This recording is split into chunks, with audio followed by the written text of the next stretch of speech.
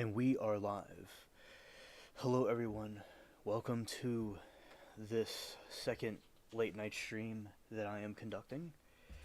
And you could be watching from anywhere around the country or the world. And I greatly appreciate every single one of you. And happy Valentine's Day to everybody. I'll be playing the game for a little bit. And I will be also doing the game as I usually do. And here we go. Let's switch over to the other screen. Alright, so hello everybody, here I am. And this is the second stream of the morning, and we will be researching in a little bit about Valentine's Day itself, some origins and stuff about it, and tomorrow it'll be a repeat with other topics as well of this stream. And also something I want to throw out there, I just saw something that said that Putin is going to try to end the conflict in Ukraine, allegedly, that I saw up there. So that is very fascinating. So we will now be switching over to the game now.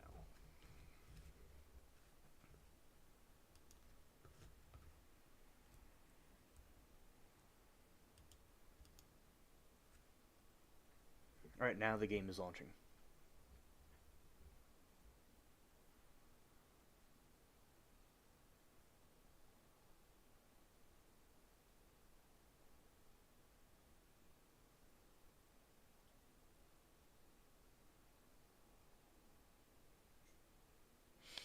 Alright, the game is taking her time. So, basically, I had an amazing stream. It was very fun seeing all of you on the phone live, and met some new people and other subscribers that were kind of been lurking. We met them there, and now it is coming up. Alright, here we are. Yay! Also, we'll be live tomorrow during the day. Wrong window. Let me go here.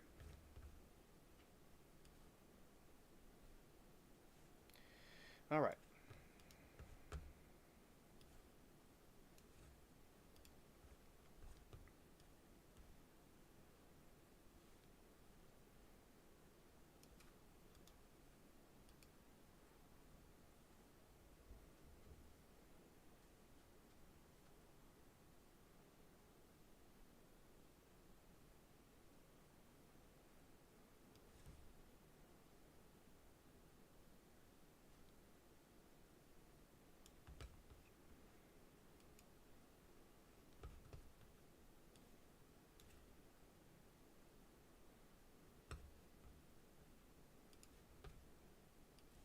Alright. Let's check in some things. Now we're here. Alright. So on this island, they're celebrating Mardi Gras. Something that they're doing here.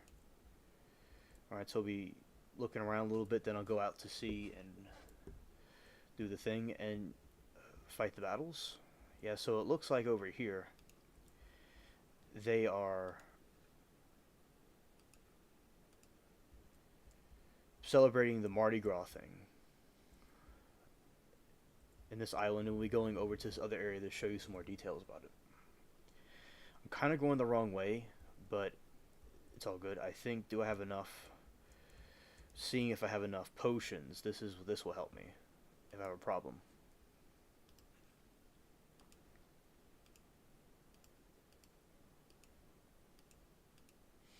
Looks like I'm all full.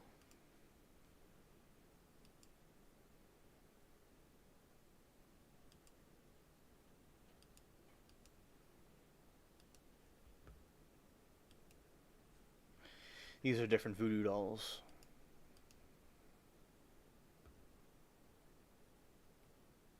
Alright. Alright, so we're going to go over here and show this other part. The game's pretty cool. Valentine's Day is a nice day to show love and affection to each other, couples and friends, people like that, and also guys can get their lady something nice, and people could go out and have a good time. It's always nice and good.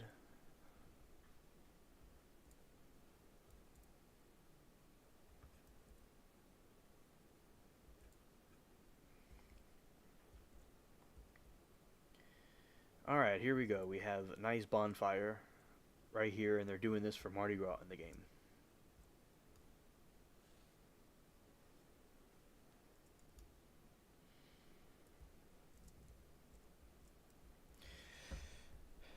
Now, I think they set that up. They set it on fire later, or maybe they don't. And over here, they have some pretty cool music I was listening to earlier that they're playing. Like, you could go here, pay some money to listen to some tunes that they're having. Want to try fishing? Ask the fishermen, and they'll give you a rod and a lure.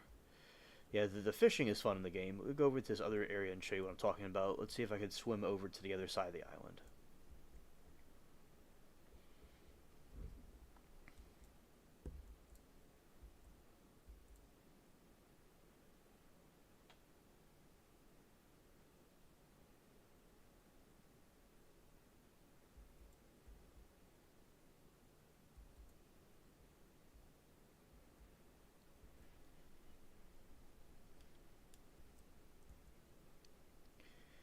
Alright, going over to the dock. Alright, this is the fishing area.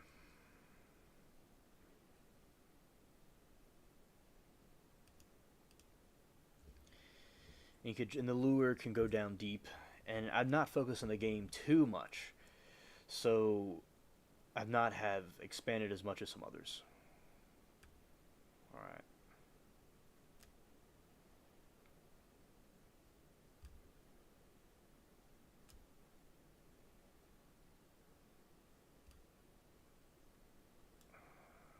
Alrighty. And then as you upgrade, the levels in the game get more and more upgrades. You could get different perks in the game.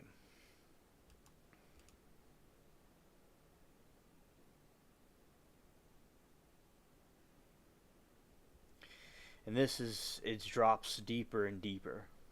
And other poles and lures you have can go even deeper than this. Scared?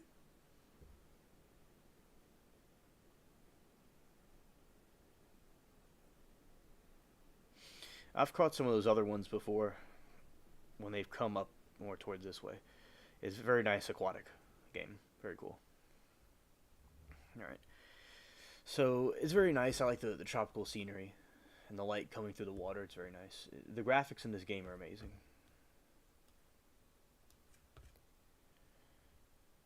Alright.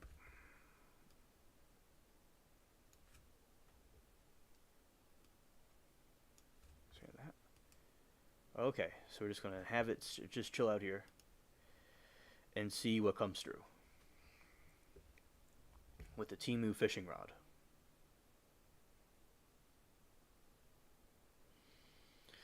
That's a Chinese fish, I believe. It's very cool.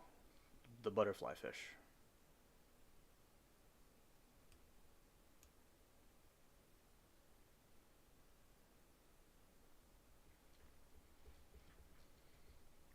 Nothing comes through. I could go up a little bit up in the water to get it. So, yeah, Valentine's Day, people should love each other more often and get along better. So I, would hope to see that in people. And couples getting along is nice too. All right, let's go up a little bit.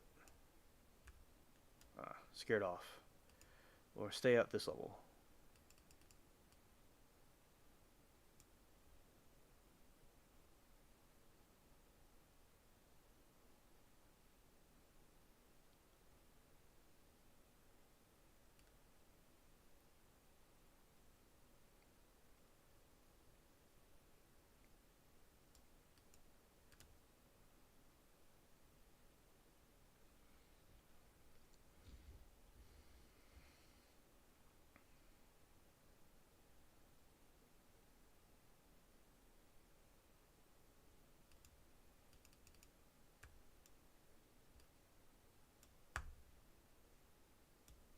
Ah,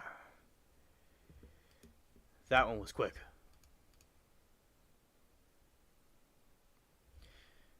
This is kind of to get these little freshwater fish. Well, they're all freshwater, but these are lurking more towards the top. Alright.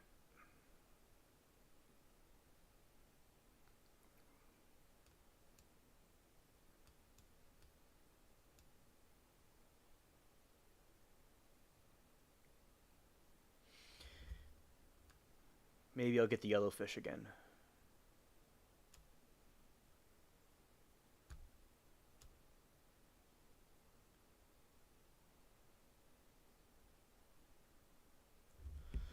And there's situations like this where there just isn't a break.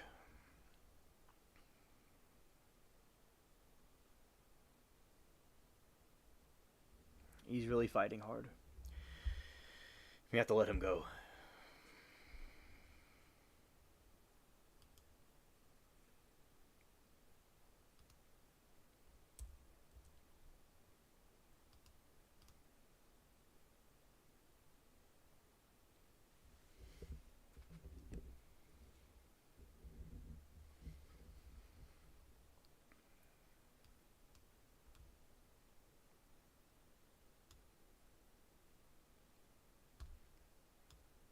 Ah, those were too quick.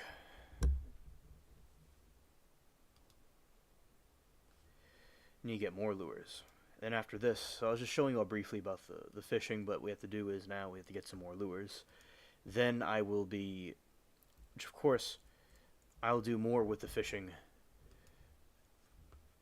It's just that I have to do as I usually do and go out to the sea for a little bit. What I'm going to do is play the game for a little bit, and then I'm going to read the Valentine's Day stuff and do different things, and then I'll end the stream. And people, if they don't come here, can watch it as a rerun. I got the lures, but now what we'll do is we'll go out to the ocean and plunder some ships, and maybe I'll come back to the fishing part. I just want to get the ship thing done.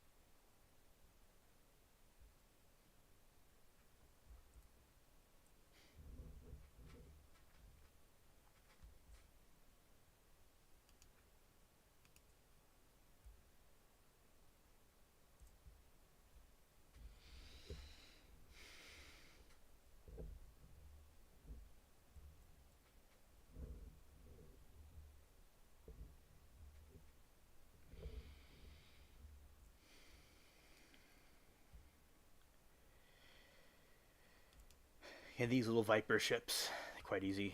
And now I probably will go to the island, the volcano island, do some things. I'm not playing the game the whole time though.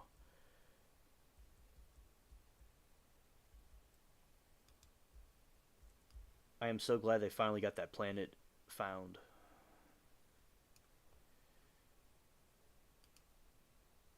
Alright, we sunk that.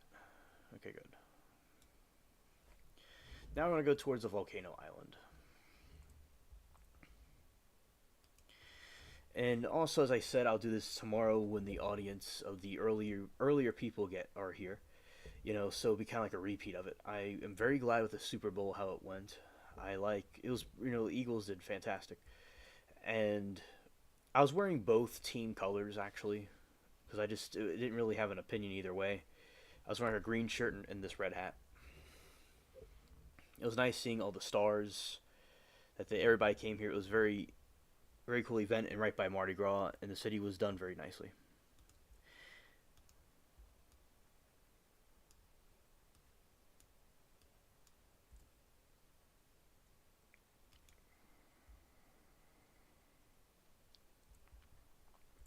And in this stream, I will be talking about an article about Valentine's Day. And those that might be seeing this in the future, they could skip a little bit ahead to that part. That'll be a little bit later if they don't want the gaming part.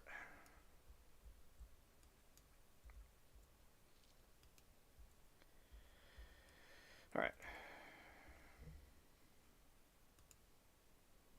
Looks like the ship they're trying to attack, but we're going to get them first, though. Earlier, it was nice showing my garden off.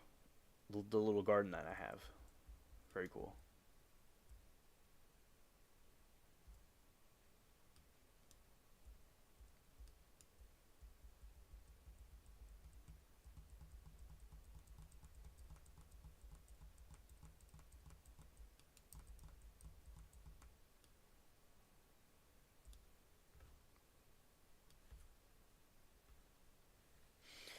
All right. And basically, I think, shout out to all of you. Glad that everybody that is here is here. I'm just sinking some ships. And I am going to do this for a little bit and then go to different parts of the islands and then get to the other parts. And yeah, so basically,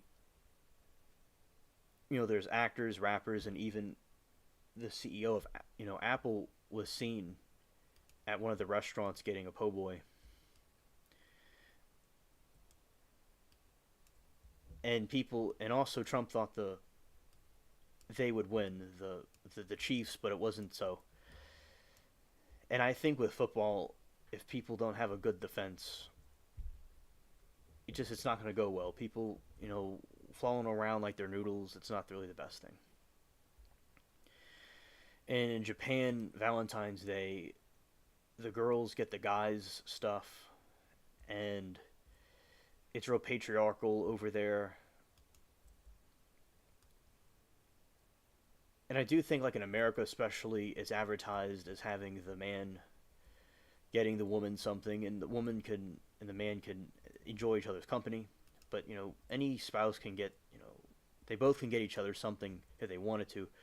But it does seem like here it's marketed more for the flowers, the pink, the reds. It's those colors are what it's really marketed over here for. Back in my past, we used to give each other Valentine's Day cards,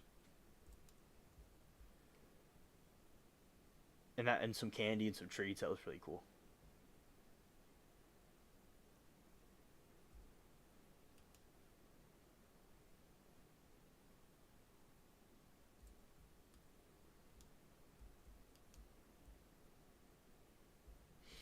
Haha, they missed me. Plundering the ships with no regrets. Regrets.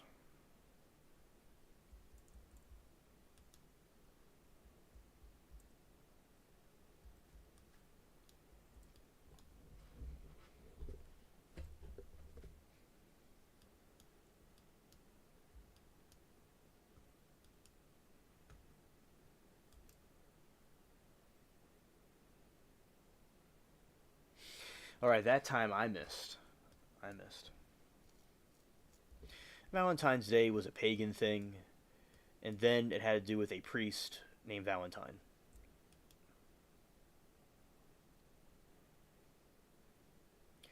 I believe in the Twilight Zone there was somebody named Valentine, Mr. Valentine. Because you wouldn't think that would be a last name, but it is.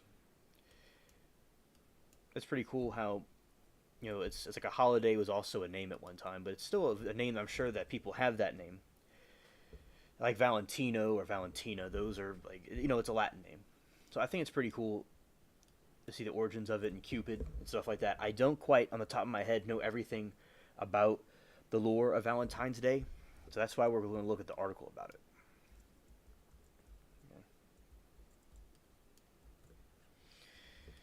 Remember this game? I'd play it all the time with my friends all day long, but I don't do that as much anymore. But I'm gonna play it a little bit more often. I've just been really focused on YouTube.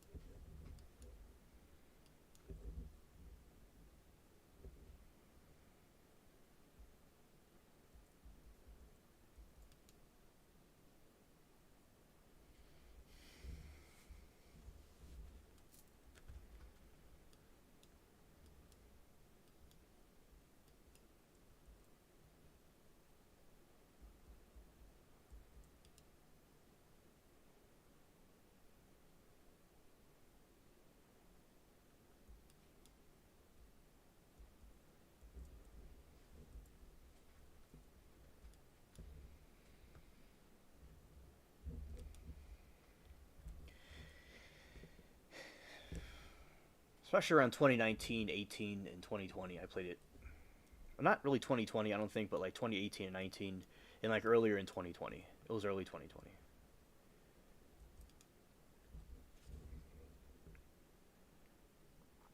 I missed again. I'm scared.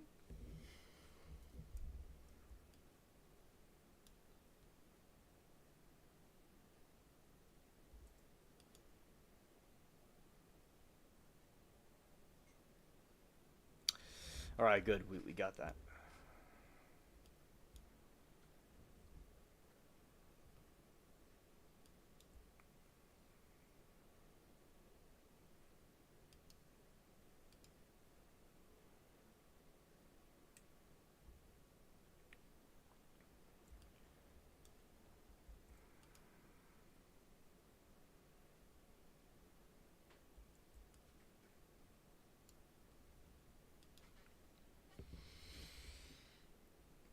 Some nice Caribbean plundering and some clouds around.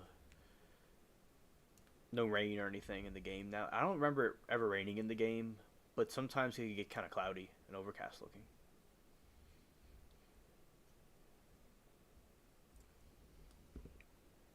All right, we sunk that one.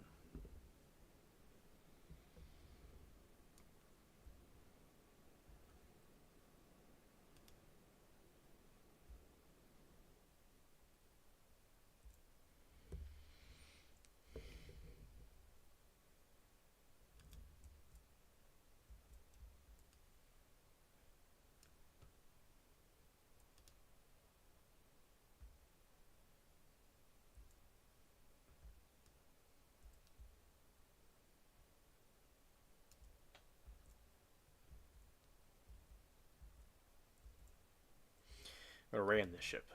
Charge.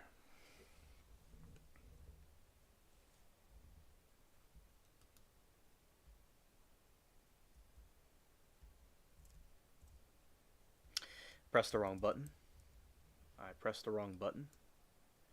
And now we're gonna get swarmed by because I didn't move quick enough.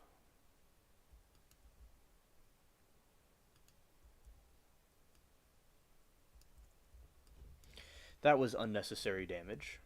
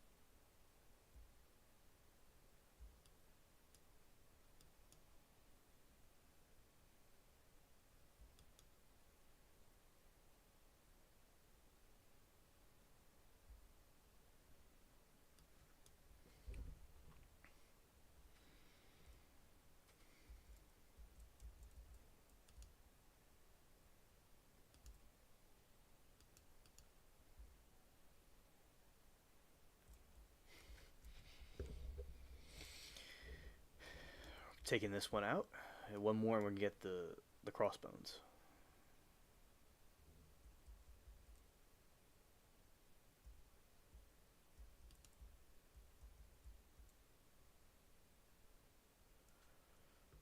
That's the Predator ship.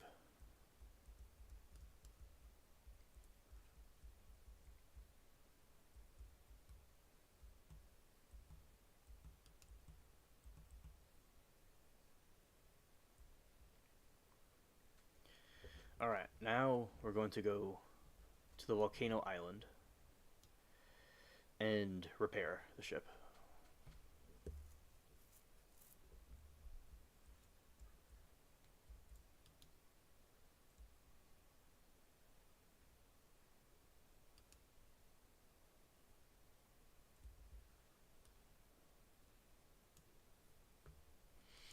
We're gonna get just one more ship though, because that one's like nearly out. I'll take some damage here, but it'll be alright.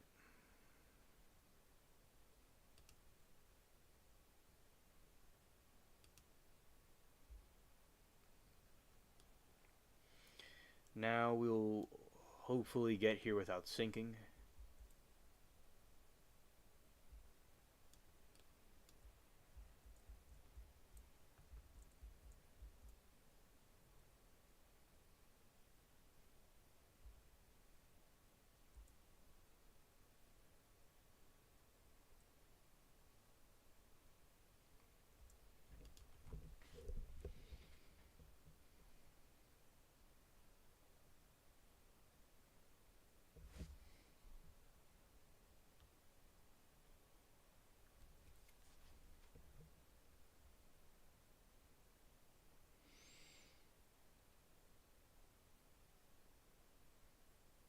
Silver bars 3, 863 gold.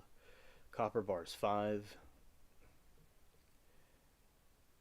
Spices 382. Cotton 2. And gold bars 371.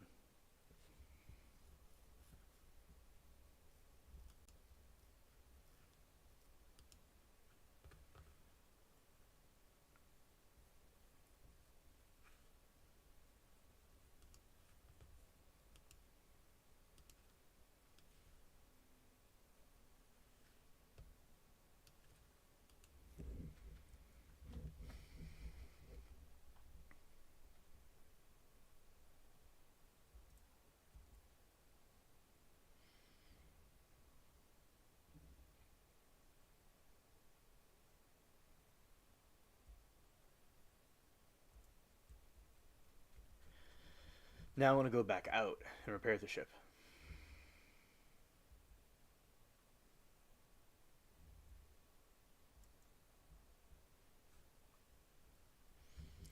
I do it manually. Okay.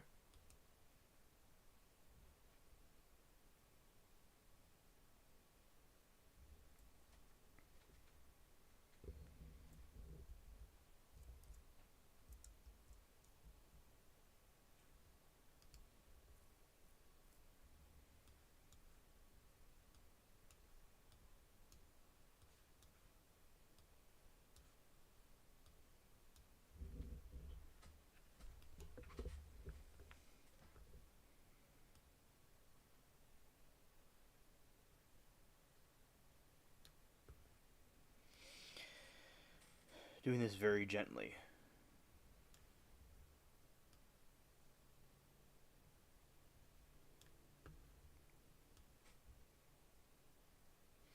Now, New Orleans had a lot of problems with the attack that happened on New Year's.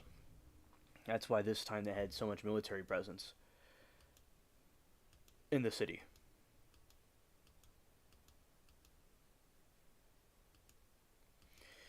And right now I'm very fascinated by AI and fascinated about the holograms too, and teleportation and this new technical advances that are coming out. Because like when the computer was coming out, a lot of people from the you know that were in the time period it was becoming new, they didn't do anything. Like a lot of people don't know about computers now because they didn't do anything with computers back then. And people in generations of the past.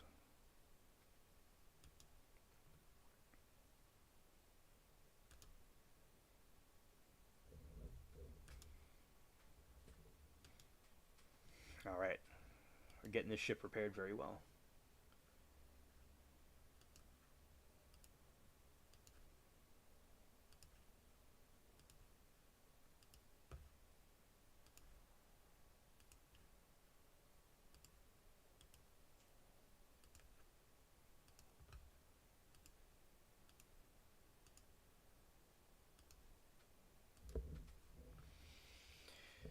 Okay, now we're going to do some more bracing, and I'll go back to the other island.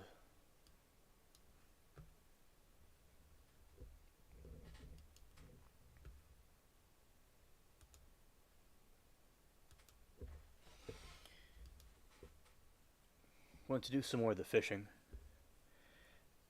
and then I will go to the Valentine's Day thing. Talk more about that.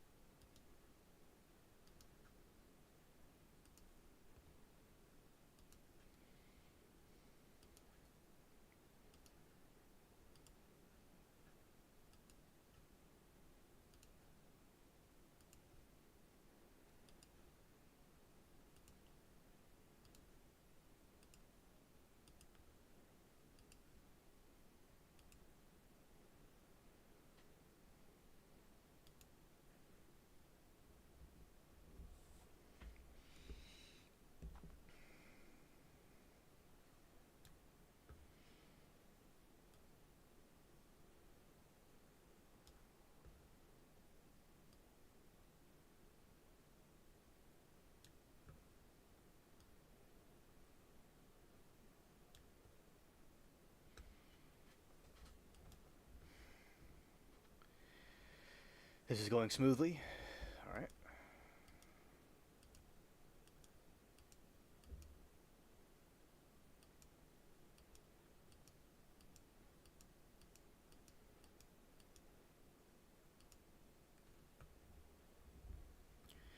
One more little part, and this whole thing will be done.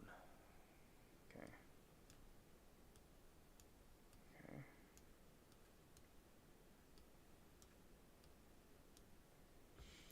All right. Now let's go back to the island. First of all, this is a very extravagant ship, and that's the moon in the game.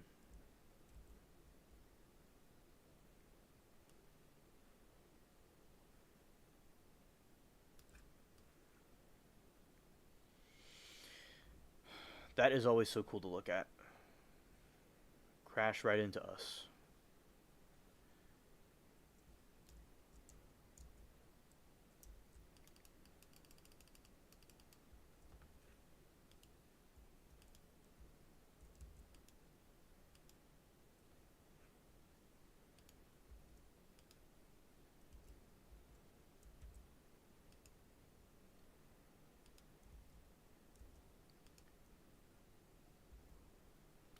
I sunk that ship just with my own cannons, without pressing any buttons. This is just kind of like what it looks like without, you know, what I usually do. And look, it just, that looks kind of like Asia right there, that ship, the cutter shark. That's the moon. It's so nice. It's like a simulated universe, pretty much.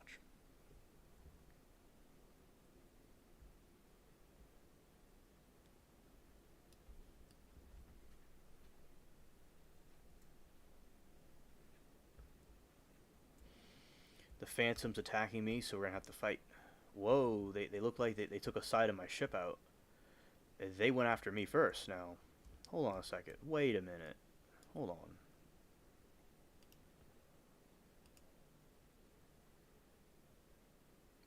I took them out in a heartbeat.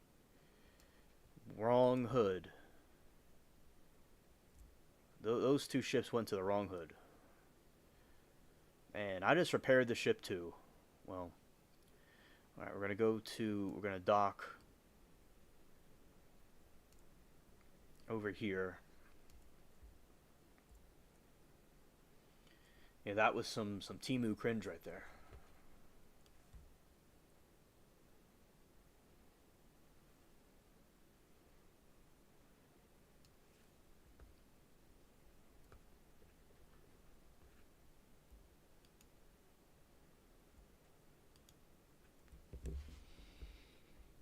Okay, we're going straight for the shore.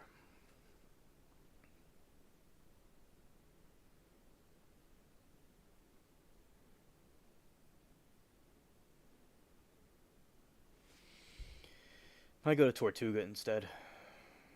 See the map, make sure where I'm at.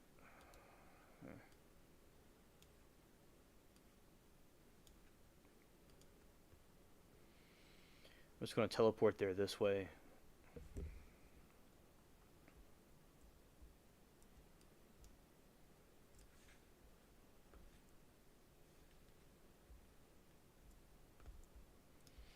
Reminds me, I have to play Toontown again. I gotta go look into it.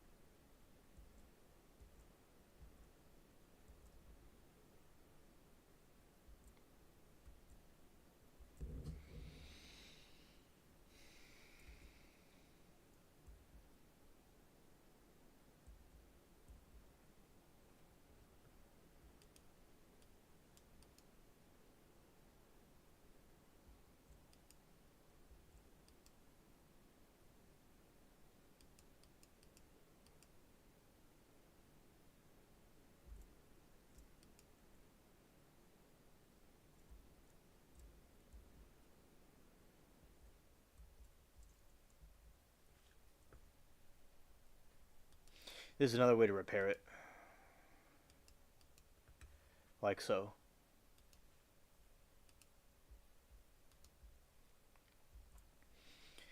Do the fishing thing for a moment, and then I'll go to the Valentine's Day stuff.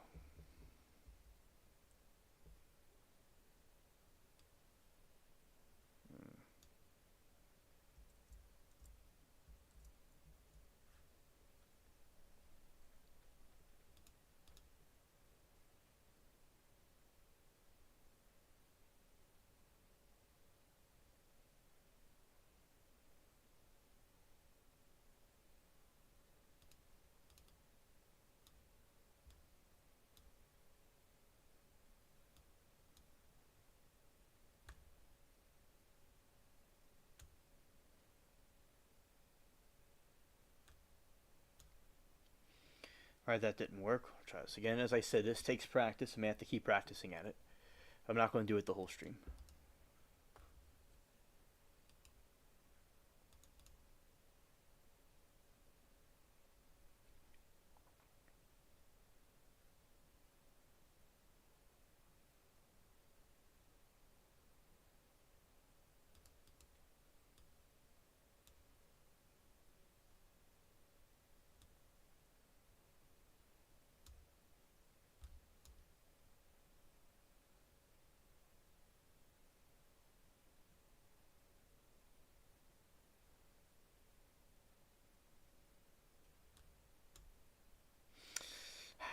Alright.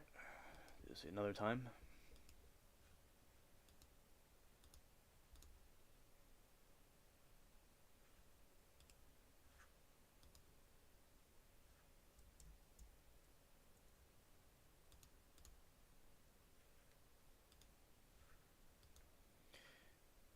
Okay, let's do this again.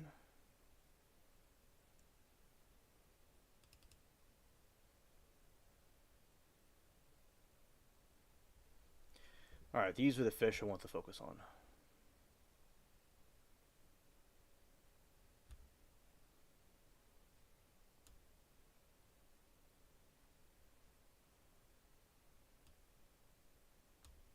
Aha.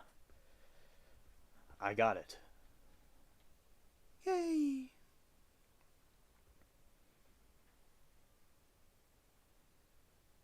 Alright.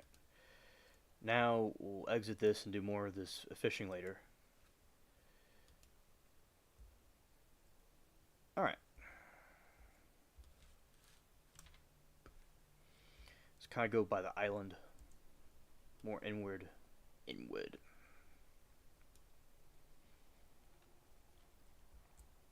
These are some people chilling in AFK.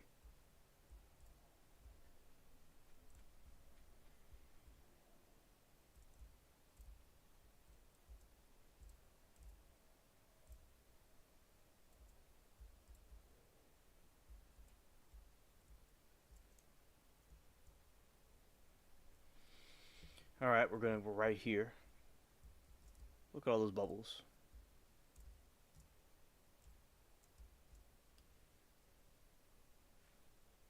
I've never seen anything like that before. It's crazy. Oh. And shout out to the Bubbles and Bubbles the cat. All right, there's Jack Sparrow. I think right there. He is not there. He's at the other one. And I'll go into that tavern where Jack Sparrow is. Captain Jack Sparrow is, and we'll go to the other part. Okay.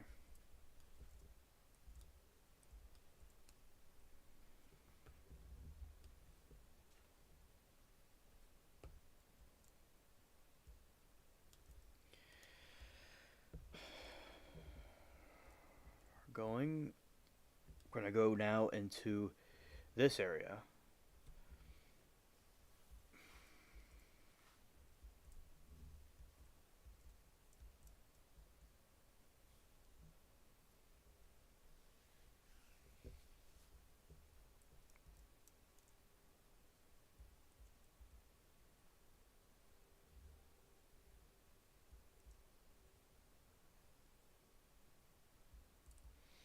Looks like I got some kind of treasure thing. Let's go. Alright, this is Mr. Gibbs of the pirate movie. And we've completed a quest for him. Right there.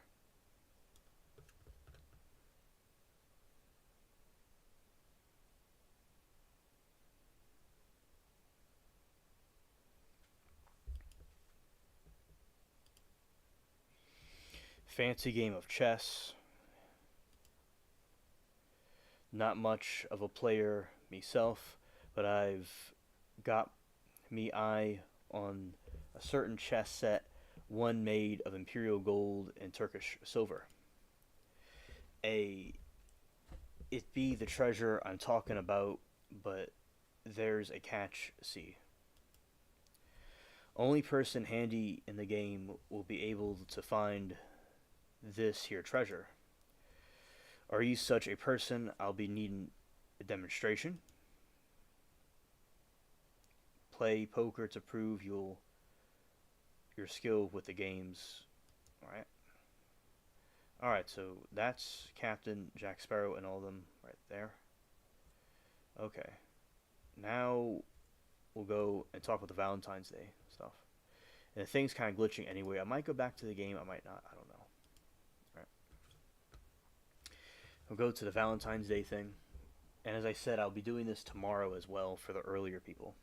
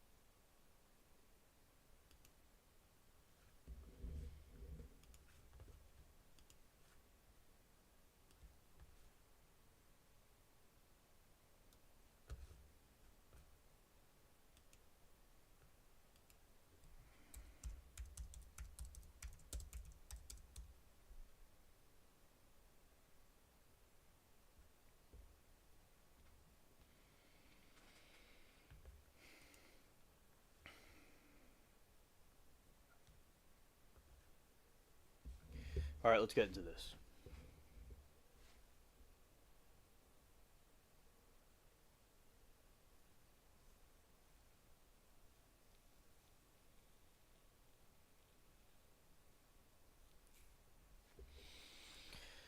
Valentine's Day, also called St. Valentine's Day or the Feast of St. Valentine, is celebrated annually on February 14. It originated as a Christian feast honoring a martyr named Valentine, and through later folk tales, it has also become a significant culture, religious, and commercial celebration of romance and love in many regions of the world. There are a number of martyrdom stories associated with various Saint Valentines connected to February 14, including the account of the imprisonment of Saint Valentine of Rome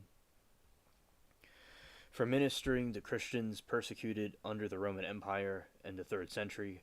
According to an earlier tradition, Saint Valentine restored sight to the blind daughter of his jailer.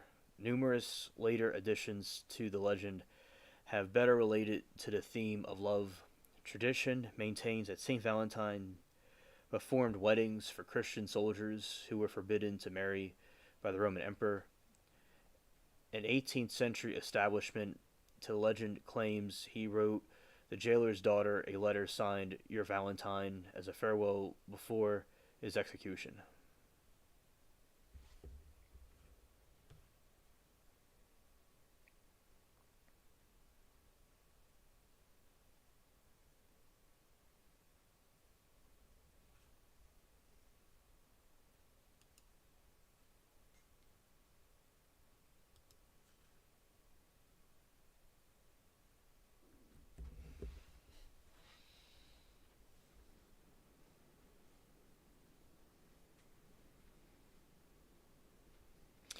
The 8th century Galician sacramentary recorded the celebration of the feast of St. Valentine on February 14. The day became associated with romantic love in the 14th and 15th centuries when notions of courtly love flourished, apparently by association with the lovebirds of each spring. In 18th century England, it grew into an occasion for the couples to express their love for each other by presenting flowers offering the confectionery. I said that wrong. I do not know what that word is. Let's see what that word is. I don't know if I know what that is. I probably know it and just don't recognize it.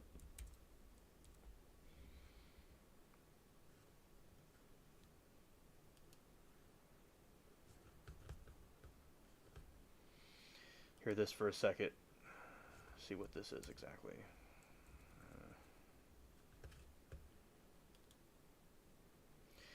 All right, confectionery.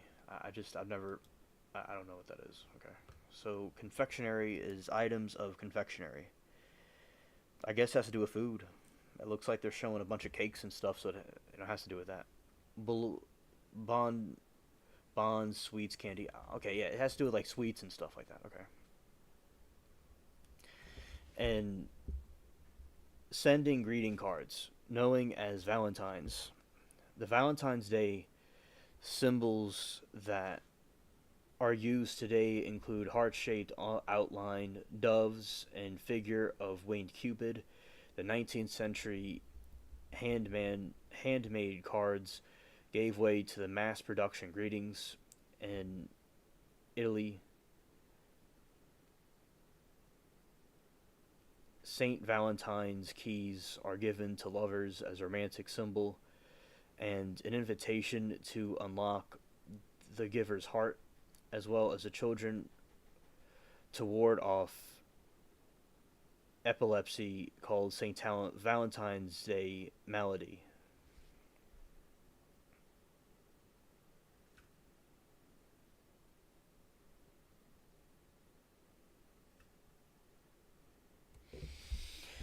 It is a day commemoration in the Anglican Communion in the Lutheran Church. Many parts of Eastern Orthodox Church celebrate St. Valentine's Day on 6 July in honor of Roman presbyter Saint Valentine, and on July 30 in honor of hero martyr Valentine, the bishop of Interma, the modern Turini.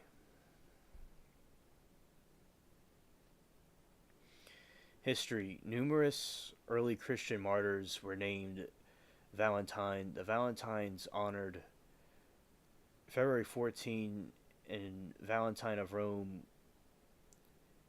Valentinus Rome Ea, the Valentine of Turini, and the Valentine of Rome was a priest in Rome who was martyred in 269 and was buried in Via Faminia. The relics of Saint Valentine were kept in the church of the catacombs of San Valentino and Rome, which remained an important pilgrim site throughout the Middle Ages until the relics of Saint Valentine were transformed to the Church of Santa Prasedia. During the pontificate of Nicholas IV, the flower-crowned skull of Saint Valentine is exhibited in the Basilica of Saint Maria in Cosmedine, Rome.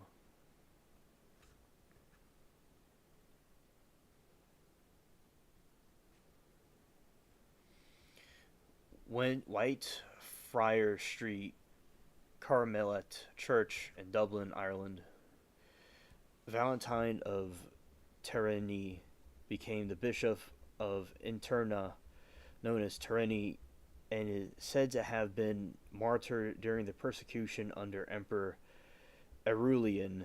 In 273, he buried on the Via Flaminia, but in a different location from the Valentine of Rome. His relics are of the Basilica of St. Valentine in Terni, Basilica di San Valentino. Professor Jack B. Orich of the University of Kansas noted that the abstract of the acts of the two saints were in nearly every church monastery of Europe. A relic claimed to be Saint Valentine of Terini's head was preserved in the Abbey of Newminster, Winchester, and venerated. The Catholic Encyclopedia speaks of the third and saint named Valentine, who was mentioned in early martyrologies under the date of February 14. He was martyred in Africa with the number of companions, but nothing more is known about him. That's St. Valentine.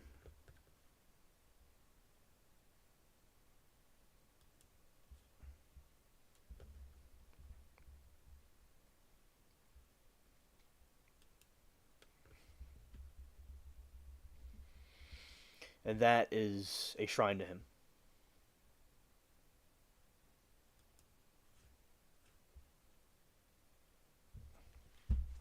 February 14 is celebrated as St. Valentine's Day in various Christian denominations. It has, for example, the rank of commemoration in the calendar of saints. In the Anglican Communion, the feast day of St. Valentine is given in the calendar of saints of the Lutheran Church. In 1969, the revision of Roman Catholic calendar of saints, the feast day of St. Valentine on February 14 was relegated from the general Roman calendar to particular local or even national calendars for the following reason, quote, though the moral of the St. Valentine is an ancient, so it is left to particular calendars, since from a part of the name nothing is known of St. Valentine except that he was buried in Via Flaminia on February 14th. Therefore, he remains with the Roman martyrology. He has been recognized as optionally during the Mass outside of Christ Bastid or Easter tide.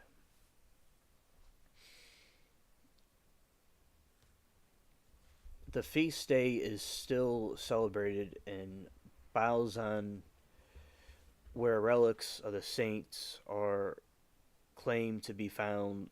Also, throughout the world, traditionalist Catholics who follow the older pre-Second Vatican Council calendar, the general calendar of 1960, and the Eastern Orthodox Church, St. Valentine is recognized on July 6, on which St. Valentine, the Roman presbyter, is honored. In addition, the Eastern Orthodox Church observes the feast of Hero Martyr of Valentine, the Bishop of Internia, on July 30.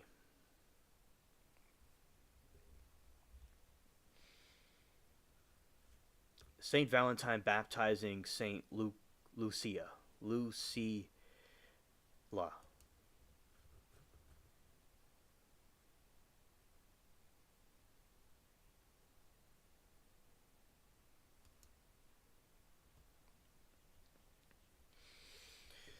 C. J.C.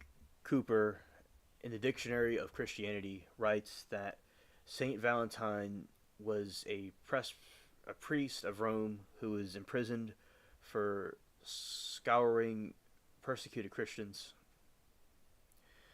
Contemporary records of Saint Valentine were most probably destroyed during this Dialectic persecution in early 4th century. In the 5th or 6th century, a work called Passio Mariae Marthae published a story of martyrdom of the Saint Valentine of Rome, perhaps by borrowing tortures that happened to other saints, as what was usually the literature of the period.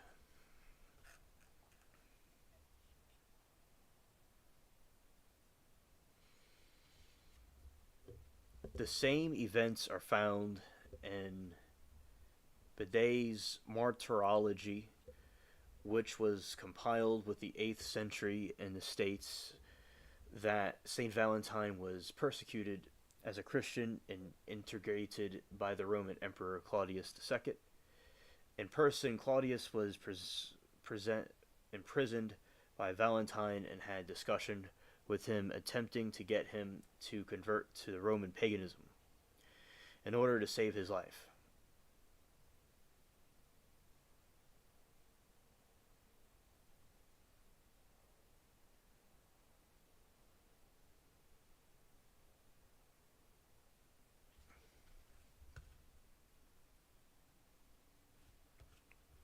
Valentine refused and tried to convert Claudius to Christianity.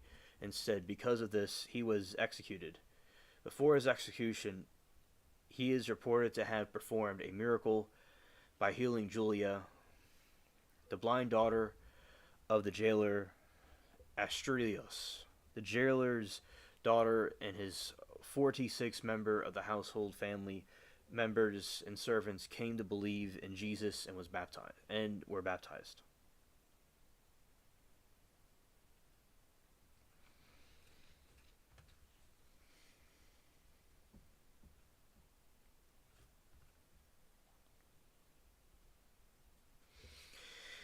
A later Passio repeated the legend, adding that Pope Julius I built a church over his sepulchre. It is confusion with the 4th century tribune called Valentinio, who donated land to build a church at a time when Julius was a pope. The legend was picked up as a fact by the later martyrologies, stating that Bede's martyrology in the 8th century, it was repeated in the 13th century in the Golden Legend.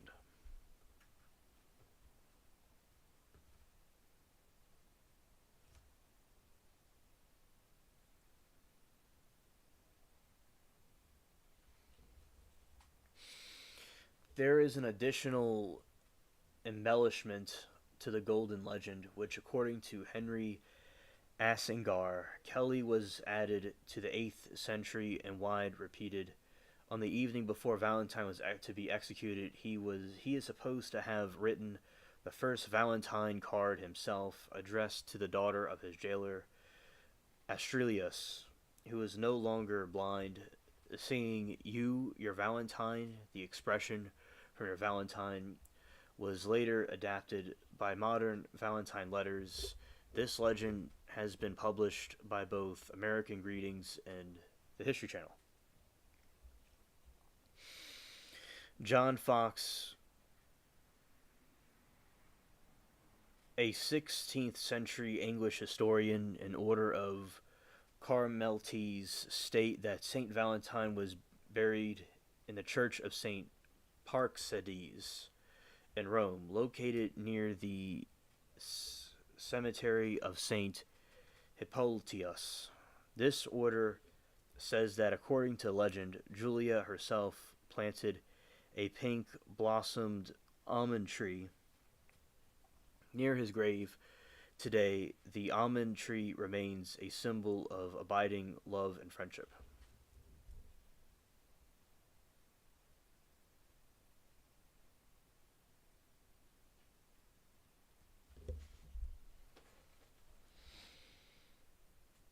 Another embellishment suggests that Saint Valentine performed the clandestine Christian weddings for soldiers who were forbidden to marry. The Roman Emperor Claudius II supposedly forbade this in order to grow his army, believing that married men did not make good soldiers. However, George Monger writes that this marriage ban was never issued, and that Claudius II told his soldiers to take 2 or 3 women for themselves after his victory over the Goths.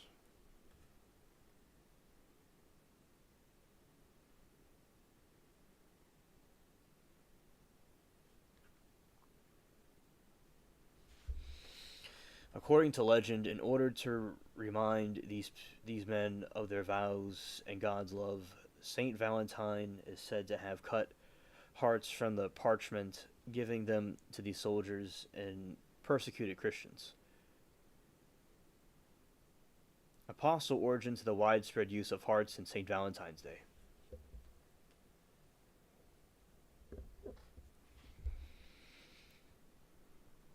St. Valentine supposedly wore a purple amethyst ring, which is my birthstone, customarily worn on the hands of Christian bishops with the image of Cupid engraved in it, a recognizable symbol associated with love, and that was legal under the Roman Empire. Roman soldiers would recognize the ring and ask him to perform marriage for them, probably due to the association with St. Valentine. Amethyst has been the birthstone of February, which is thought to attract love. I have an amethyst rock Douglas gave me, my friend, from a long time ago.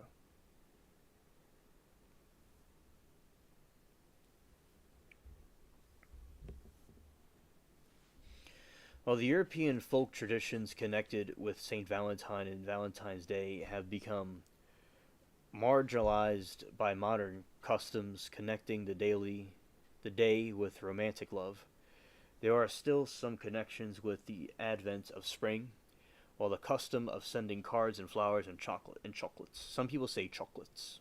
I heard that from SpongeBob, but we kind of say here chocolates. And other gifts originated in the UK. Valentine's Day still remains connected with various regional customs in England. In Norfolk, a character called Jack Valentine knocks on the rear door of houses, leaving sweets and presents for children. Although he was leaving treats, and many children were scared of this mystical person. In Slovenia, Saint Valentine, or Zrdarkavako, was one of the saints of spring, the saint of good health, and patron of the beakers and pilgrims. A proverb says that the Saint Valentine brings the keys of roots, plants, and flowers to start to grow on his day. It has been celebrated as the day when the first work of the vineyard and the fields are commenced. It also said the birds propose to each other to marry that on that day. Another proverb says the Valentine the first spring saint, as in some places, especially in White Carniola, Saint Valentine marks the beginning of spring. Valentine's Day has only recently been celebrated as a day of love. The Day of Love was traditionally March 12, St. Gregory's Day on February 22, St. Vincent's Day, the patron of love, St. Anthony, whose day has been celebrated on June 13th.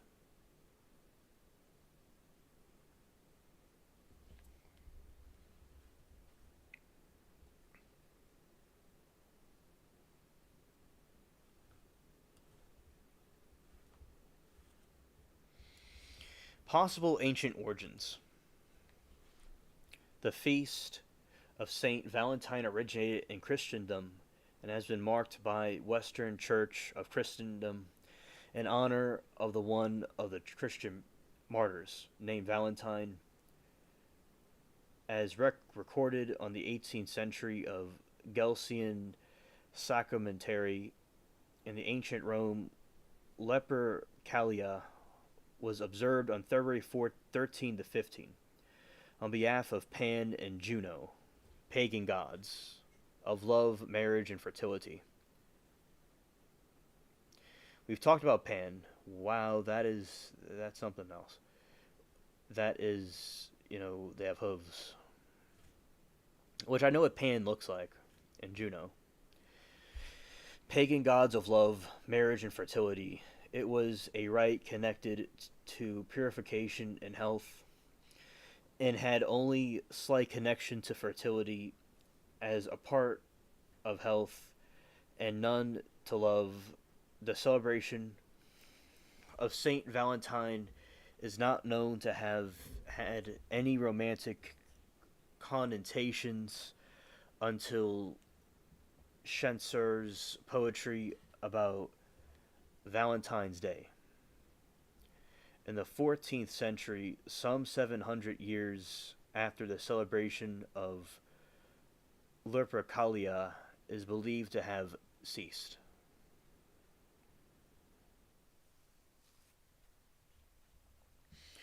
Lupercalia was a festival located in the city of Rome, the more general festival of Juno, meaning Juno the purifier, or the chaste Juno, was celebrated on February 13 and 14, although the Pope Gelsius I, 492 to 496, article in the Catholic Encyclopedia says that he abolished Lupercalia. Theologian and Methodist minister Bruce Forbes wrote that no evidence has been demonstrated to link St. Valentine's Day and the rites of the ancient Roman purification festival of Lupercalia, despite claims by many authors to the contrary.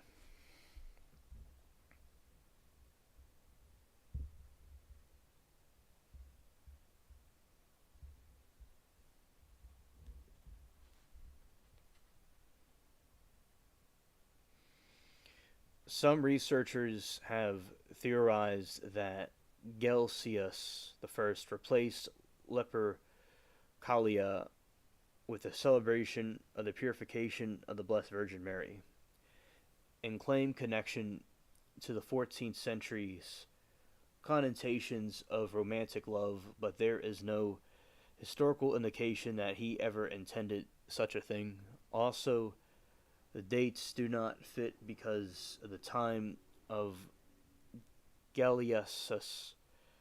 The feast was only celebrated in Jerusalem, and it was on February 14, and only because Jerusalem placed the Nativity of Christmas on the 6th of January, although it was called the Purification of the Blessed Virgin Mary. It also details the presentation of Jesus at the temple. Jerusalem's purification of the Blessed Virgin Mary on February 14 became presentation of Jesus at the temple on February 2, as it was introduced to Rome and other places in the 6th century after Gelsius I's time.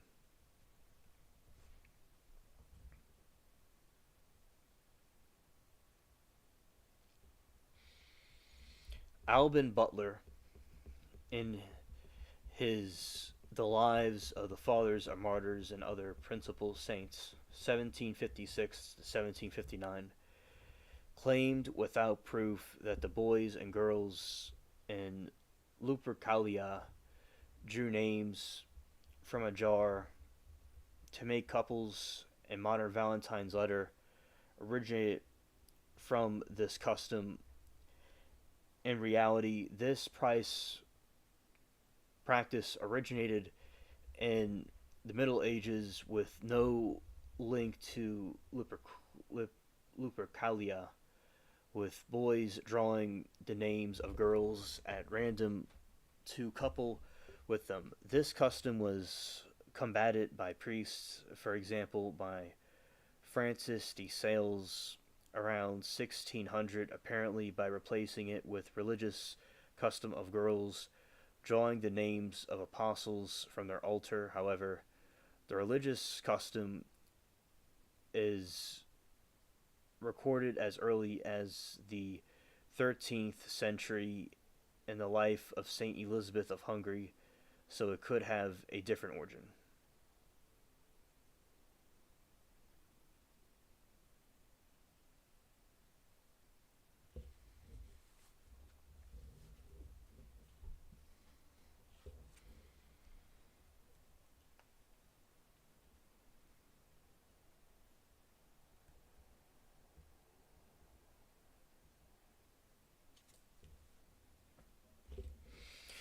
The first recorded association of St. Valentine's Day with romantic love is believed to be on Parliament of Fowls on 1382 by Gorfy Chancer, which he is the one that talked about King Arthur.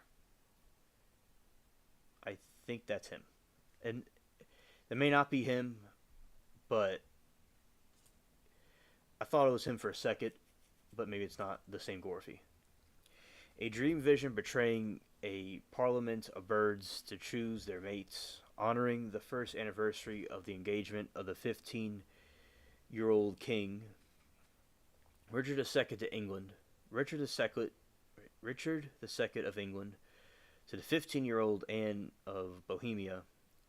Chancer wrote,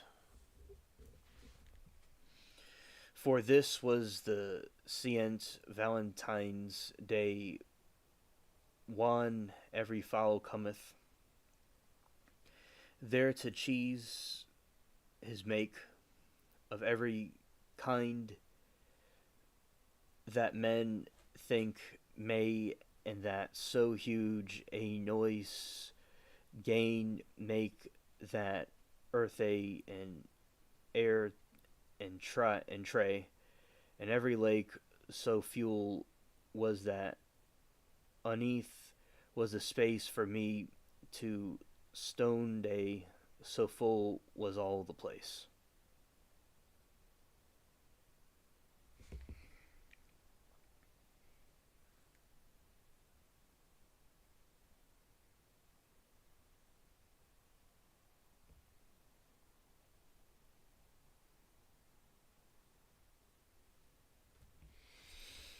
In modern English, for this was on St. Valentine's Day, when every bird comes there to choose his match of every kind that men may think, and that so huge a noise they began to make the earth and air and tree, and every lake was so full that not easily was there space for me to stand, so full was all the place.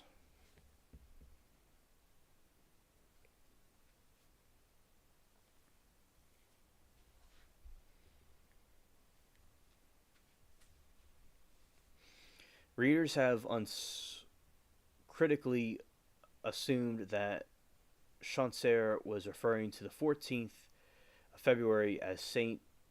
Valentine's Day.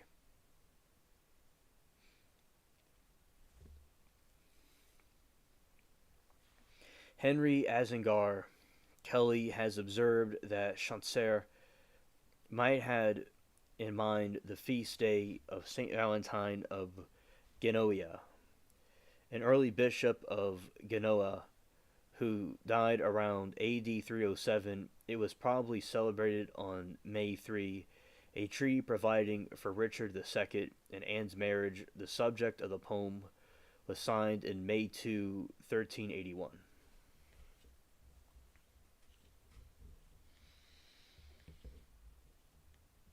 Jack B. Oruch notes that the date on which the spring begins has changed since Chancer's time of the precyon of the equinoxes and the introduction of the more accurate Gregorian calendar only in 1582. On the Julian calendar and use of Chancer's time, February 14 would have fallen on the date known as now called February 23, a time when some birds have started mating and nesting in England. Chancer's Parliament of Fowls referred to the supposedly established tradition, but there is no record of such tradition before Chancer. The speculative derivation of sentimental customs from the distant past begin with 18th century antiquaries, notably Alban Butler and another of Butler's lives of saints, and have been perpetuated even by respectable modern scholars, most notably the idea that Valentine's Day customs perpetuated those of Roman Lupercalia has been accepted uncritically and repeated in various forms up to the present.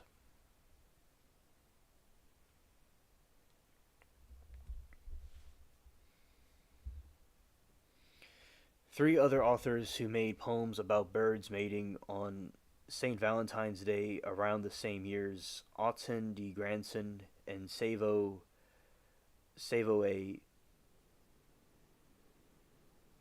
Savoy, I meant John Gower from England, and a knight called Pardro from Valencia. Chancer most probably predated all of them, but due to the difficulty of dating medieval works, it is not possible to associate which of the four may have influenced the others.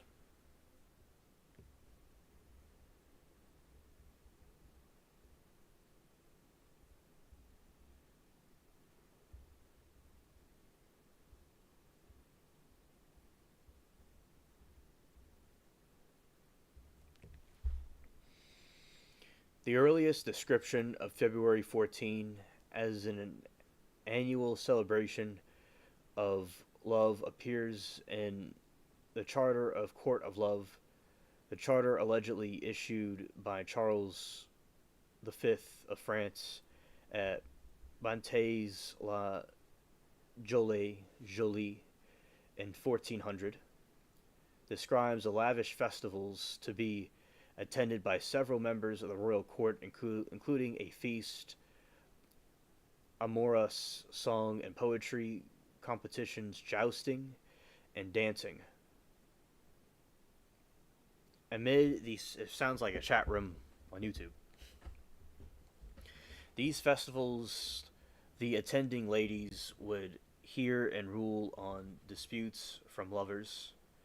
No other record of the court exists, and none of those names in the charter were present at Mantes except Charles, Queen Isabeau of Bavaria, who may well have imagined it all while waiting out a plague.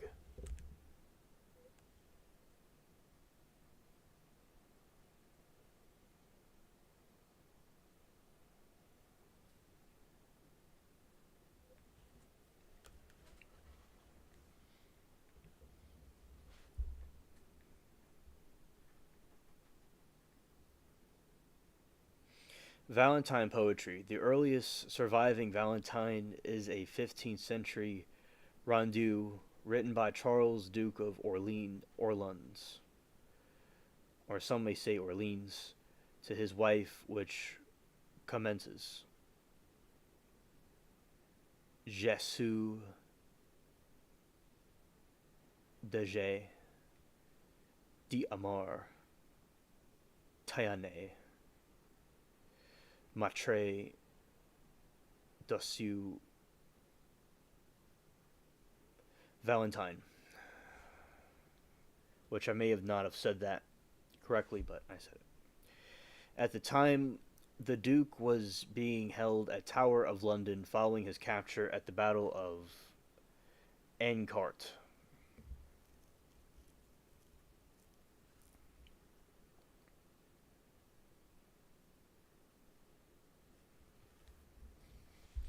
The earliest surviving Valentines in English appears to be those the Paston letters written in 1477 by Margaret Brewis to her future husband John Paston, my right well beloved Valentine. Saint Valentine's Day is mentioned ruefully by Ophelia in William Shakespeare's Hamlet. Tomorrow is St. Valentine's Day, all the morning bedtime, and I made of you of your window to be your Valentine. Then up he rose and doffed his clothes and duped the chamber door. Let the maid that out a maid never depart it more. William Shakespeare, Hamlet, Act 4, Scene 5.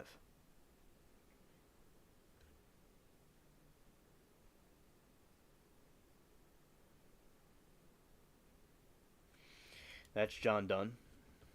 Shout to John Donne.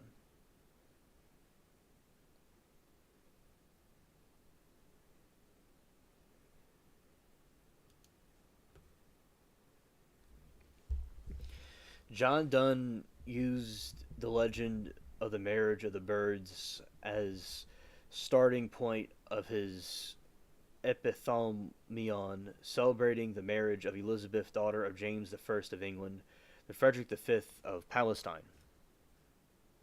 Frederick Elector V.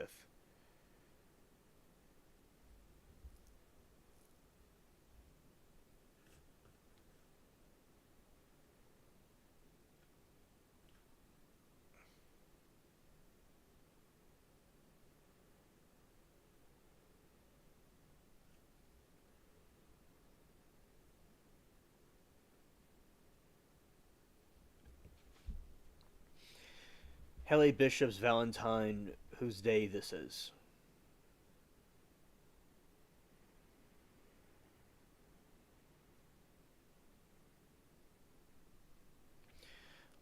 All the array and dices and the chirping of the quisters. I learned about John Donne. He had a famous quote. He said, "John Donne and done undone."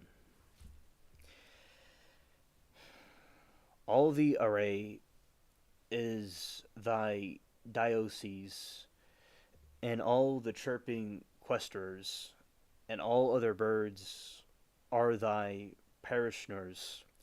Thou marriest every year the lyric lark and the garroo whispering doe.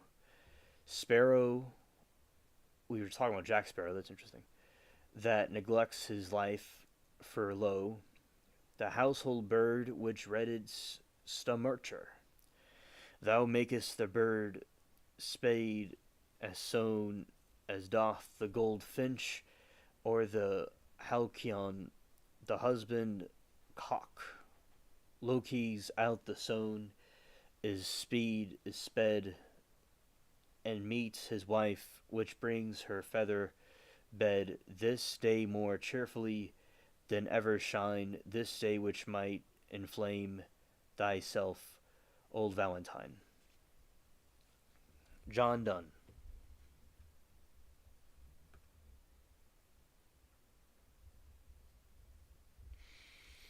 The Epithalamion, Frederick Court of Palatine, and Lady Elizabeth married on St. Vincent's Day. The verse "Roses are red" echoes the conventions traceable as far back as Emmead Spencer's epic, The Farrier Queen, 1590.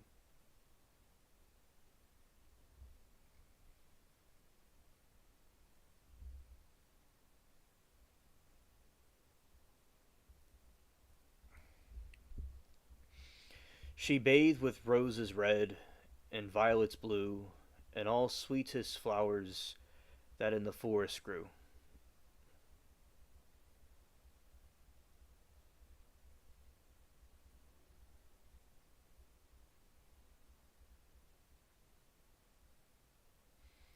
The modern cliche Valentine's Day poem can be found in Garmer Gerston's Garland 1784, a collection of English nursery rhymes published in London by Joseph Johnson. The roses is red, the violets blue, honey sweet, and so are you. Thou art my love, and I am thine. I drew thee to my Valentine. The lot was cast, and then I drew, and fortune said it should be you. Bars.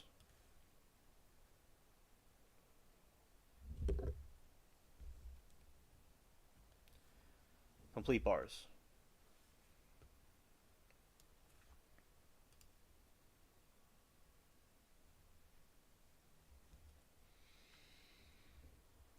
In 1797, British publisher issued The Young Man's Valentine Writer, which contained sources of suggested sentimental verses of the young lover unable to compose his own. Printers had already begun producing a limited number of cards with verses and sketches called mechanical valentines.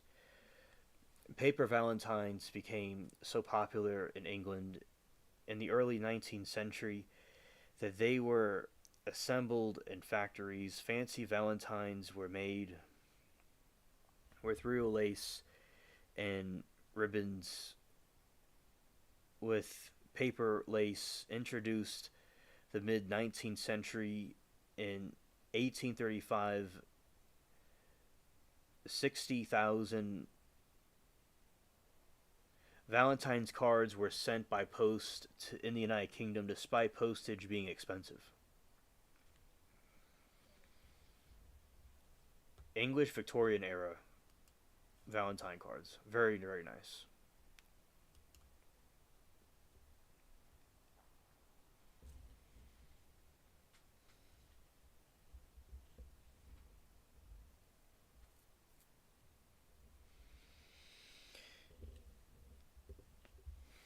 A reduction in postal rates following Sir Rowland Hill's postal reforms with the 1840 invention of the postage stamp penny black saw the number of valentines posted increase with 400,000 sent just over 1 year after the introduction, and ushered in less the personal but easier practice of mailing valentines. That made it possible for the first time to exchange cards anonymously, which is taken for the reason that the sudden appearance of racy verses and era to exchange cards anonymously, which is taken to the reason of the sudden appearance of the racy verses and era, otherwise brutishly Victorian. Productions increased Cupid's manufactory, as Charles Dickens termed it, with over 3,000 women employed in manufacturing the Laura Seddon greeting cards collections at Manchester Metropolitan University gathers 450 Valentine's Day cards dating from the early 19th century Britain, printed by the major publishers on that date. The collection appears in Seddon's book Victorian Valentines.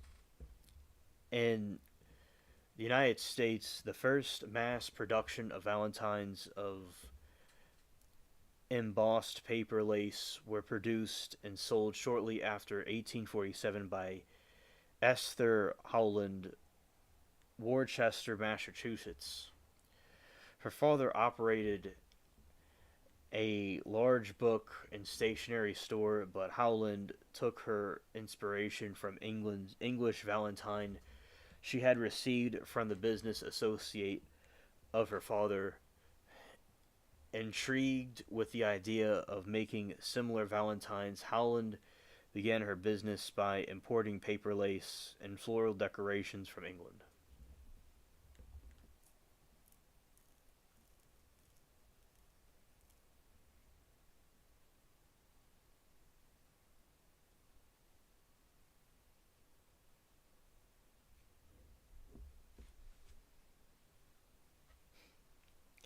A writer in Graham's American Monthly observed in 1849, St. Valentine's Day is becoming, nay, it has become, a national holiday.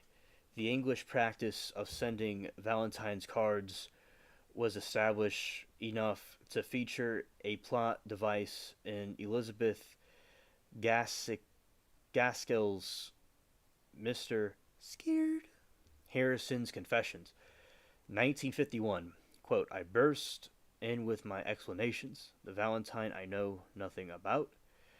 It is in your handwriting, he said coldly. Since 2001, the Greeting Card Association has been given annual Esther Howland Award, the Greeting Card Visionary.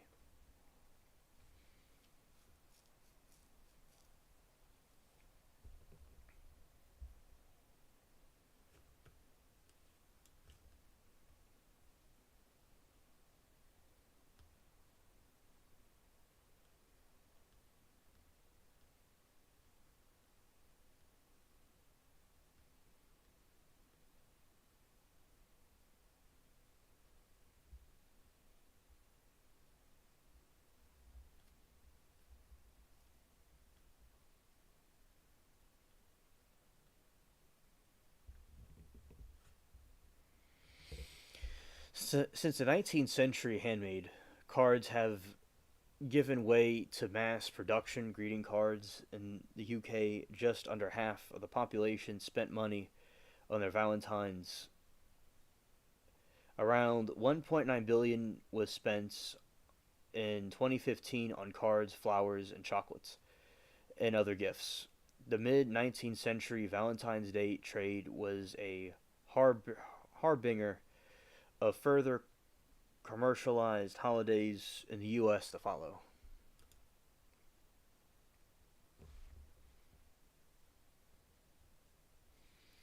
In 1868, the British chocolate company Cadbury created the fancy boxes, a decorated box of chocolates in the shape of hearts for Valentine's Day. Boxes of filled chocolates quickly became associated with the holiday. In the second half of the 20th century, the practice of exchanging cards was entered to all manner gifts, such as giving jewelry. The U.S. Greeting Card Association estimates that approximately 190 million Valentines are sent each year in the U.S. Half of those Valentines are given to family members other than husband or wife, usually to the children. When the Valentine exchange cards made in the school activities are included, the figure goes up to 1 billion. The teachers became the people receiving the most Valentines.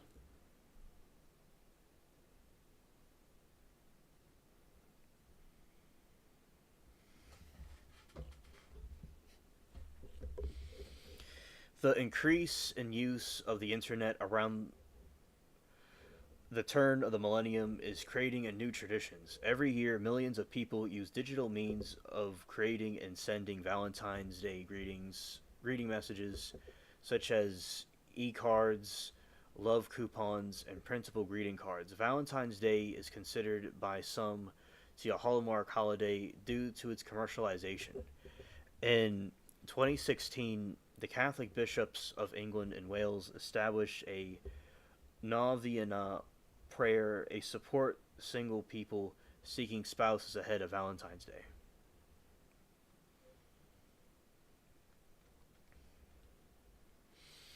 Valentine's Day customs, sending greeting cards known as Valentines, offering confectionery. Wait, I gotta see what this word says again. One more time.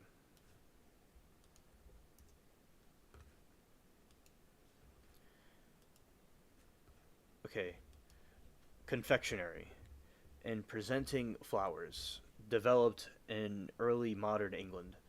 The spread throughout the English speaking world in the 19th century and the later 20th and early 21st century.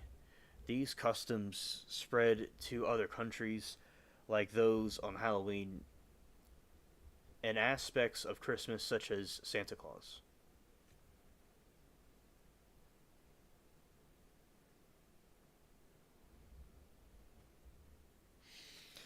Valentine's Day is celebrated in many Asian countries with Singaporeans, Chinese rather, and South Koreans spending most money on Valentine's gifts.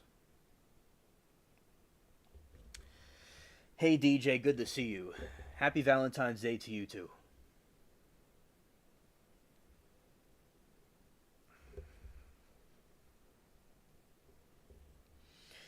In most Latin American countries, for example, Costa Rica, Mexico, and the U.S. territory of Puerto Rico, St. Valentine's Day is known as Dia de los Enamorados, Lover's Day, or as Dia del Amor y la Amistad, Love and Friendship Day. It's common to see people perform acts of appreciation for their friends. In Guatemala, it is known as Dia del Cariño, Affection Day. Some countries, in particular in the Dominican Republic and El Salvador, have tradition called Amigo Secreto, Secret Friend, which in game similar to Christmas, the tradition of the Secret Santa.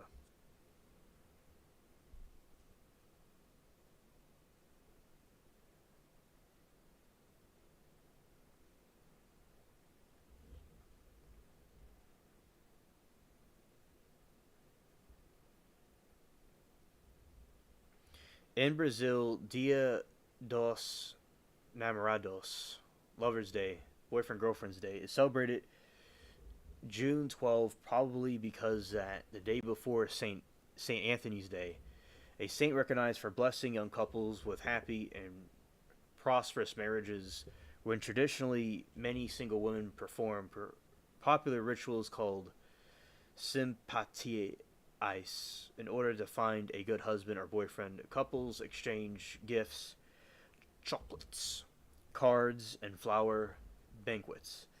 In February 14, Valentine's Day is celebrated at all because it usually is too close to Brazilian Carnival, which can fall anywhere from February 14 to early March and lasts almost a week.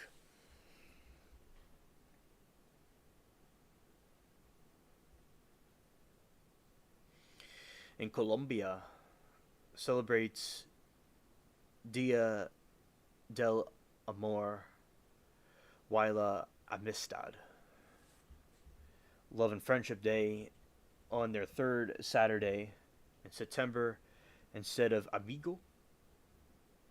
Secreto is also popular there. Conversation hearts, candies with messages on them, are strongly associated with Valentine's Day in the United States.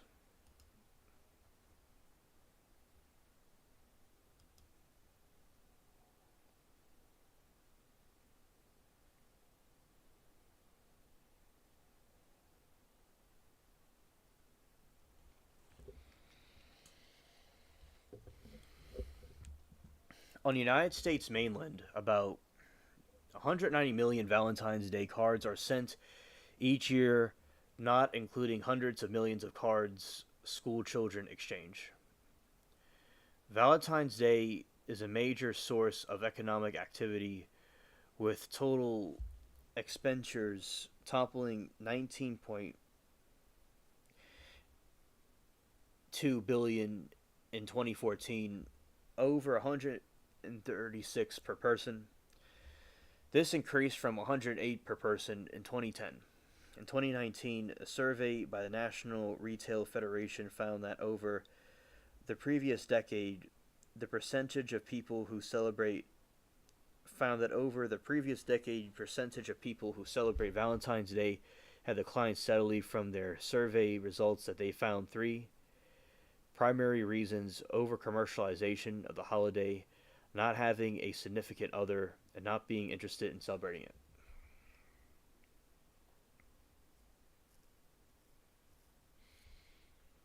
African American Valentine's School Dance in Richmond, Virginia, 1956.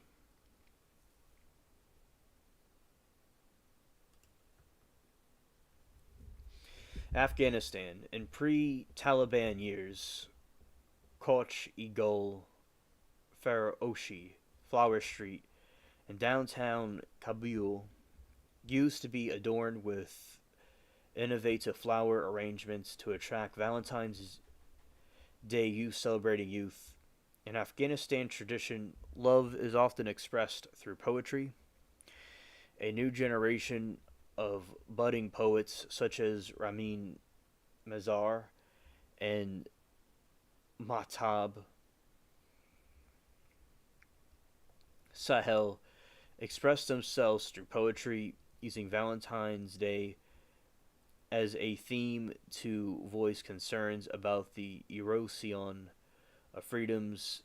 In their political commentary, they defy fear by saying, "I kiss you," amid the Taliban.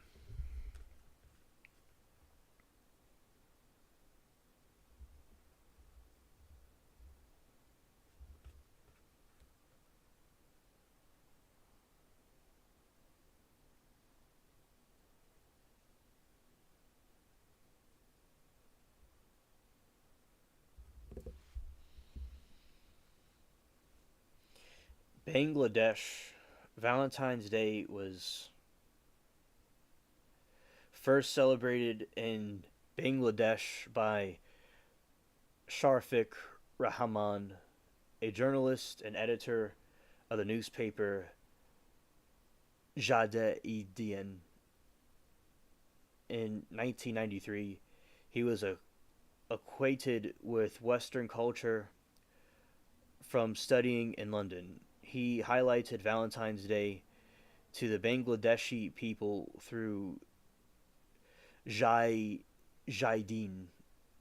Rahman is called the father of Valentine's Day of Bangladesh.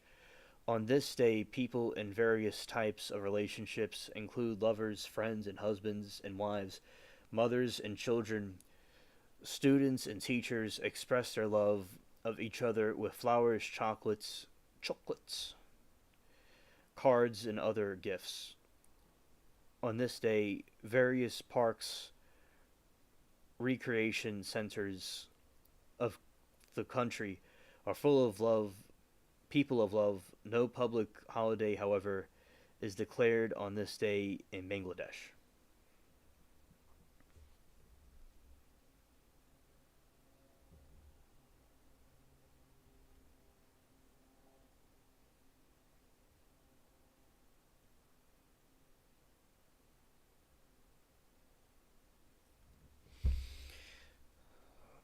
Some in Bangladesh feel that celebrating this day is not acceptable from the culture and Islamic point of view. Before the celebration of Valentine's Day, February 14 was celebrated as the anti authoritarian day in Bangladesh. However, the day has been discarded by people to celebrate Valentine's Day.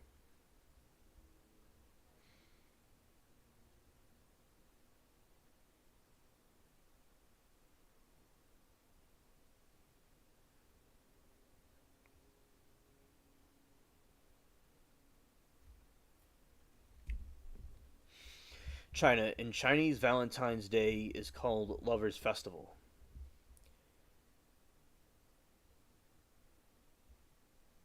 The Chinese Valentine's Day, the Night of Sevens, celebrated one of the seventh day of the seventh month, the lunar calendar. According to legend, Cowherd Star and the Weaver Maid Star are normally separated by the Milky Way Silvery River, but are allowed to meet by crossing it in the seventh day of the seventh month in the Chinese calendar. In recent years, celebrating the White Day has also been become fashionable among some young people.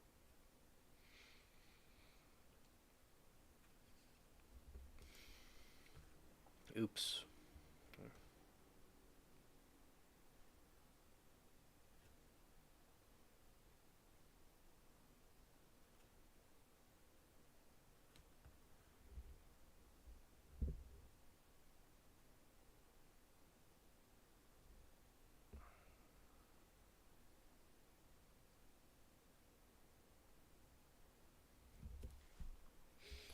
In ancient India, there was a tradition of adoring Kama Devya, the Lord of Love, exemplified by the erotic carvings in the Khajuraho group of mountains.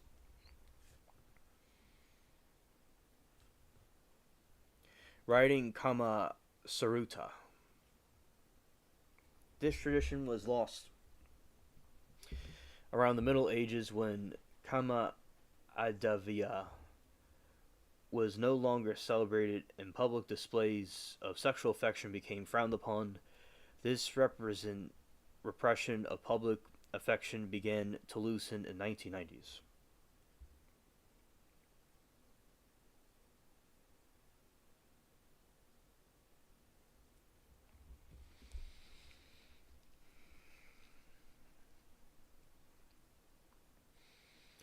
Valentine's Day celebrations did not catch on in India until around 1992. It was spread due to the programs in commercial TV channels such as MTV, dedicated radio programs, and love letter competitions.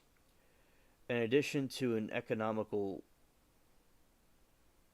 liberalization that allowed the explosion of the Valentine card industry, the celebration has caused a sharp change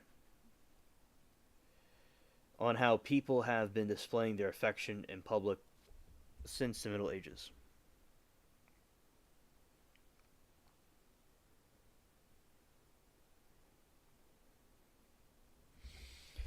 On a 2018 online survey, it was found that 60% of respondents did not wish to celebrate Valentine's Day. It can be also observed that the different religious groups, including Hindu, Muslim, and Christian people of India, did not support Valentine's Day. Modern times, Hindu and Islamic traditionalists have considered the holiday to be a cultural contamination from the West, a result of globalization in India. Shiv Sena, the Sangha Parivar, have asked their followers to shun the holiday in the public admission of love because of them being alien to Indian culture. Although these protests are organized by political elites, the protesters themselves are middle class Hindu men who fear the globalization will destroy traditions in their society. Arranged marriages, Hindu joint families, and full time mothers, etc. Despite these obstacles, Valentine's Day is becoming more increasingly popular in India. These people are like in a third world country and they don't want to be a first world country. I'm scared. Valentine's Day has been strongly criticized from a post colonial perspective by intellectuals from the Indian left. The holiday is regarded as a front from the Western imperialism, neo-colonialism, and the exploitation of classes through commercialization and multinational corporations. So they really made this complicated. It is claimed that as a result of Valentine's Day, the working classes and rural poor became more disconnected and socially and political and geographically from the hegemonic capitalist power structure. They also criticized mainstream media.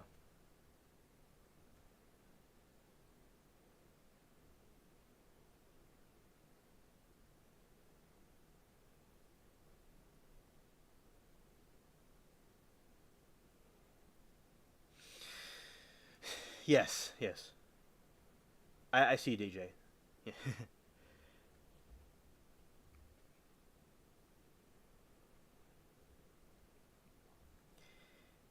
Eskered.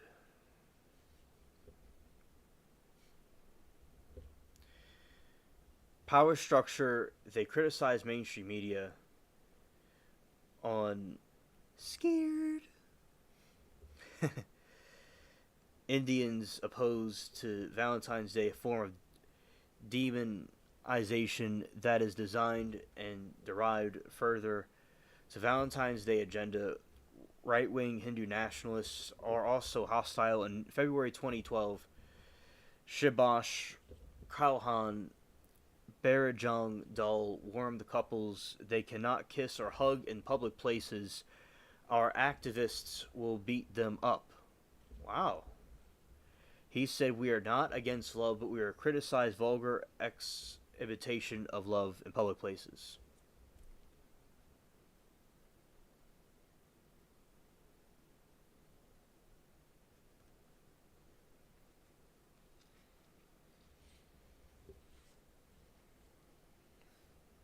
Now, it's according to Hindu in February 2023, Animal Welfare Board of India appealed to Indians to celebrate February's 14th, a cow hung day, for emotional richness and increase individual collective happiness.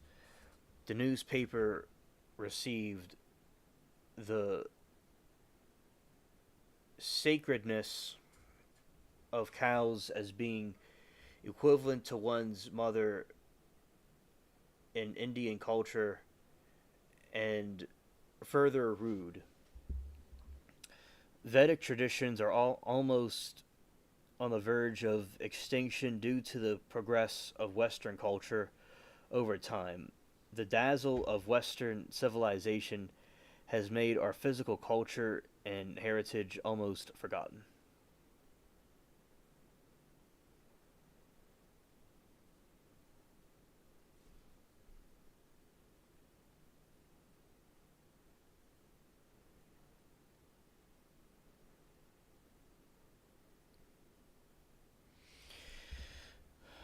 According to Rahaya Mogul of CNN, a 2017 photo series of Indian women supporting cow masks by activist Suraj Trio Ghosh betrays a society in which cows are more valued than women. Mogul says authorities had advanced ideas of the rebrand Valentine's Day Cowhung Day. Mogul says, but the move seems to have failed and later retracted after it promoted a rush of internet memes, cartoons, and jokes by 17 hosts about the importance of consent.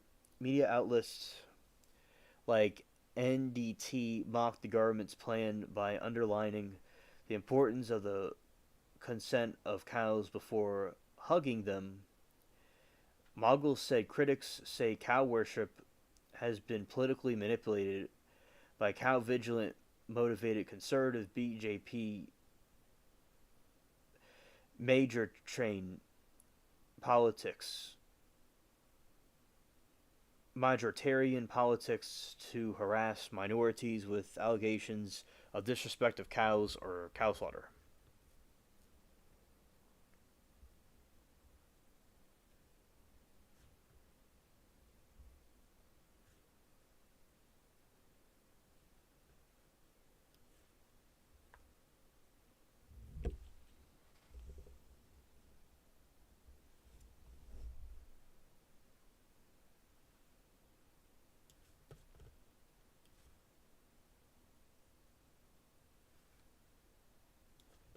All right, now we're going to talk about it in Iran.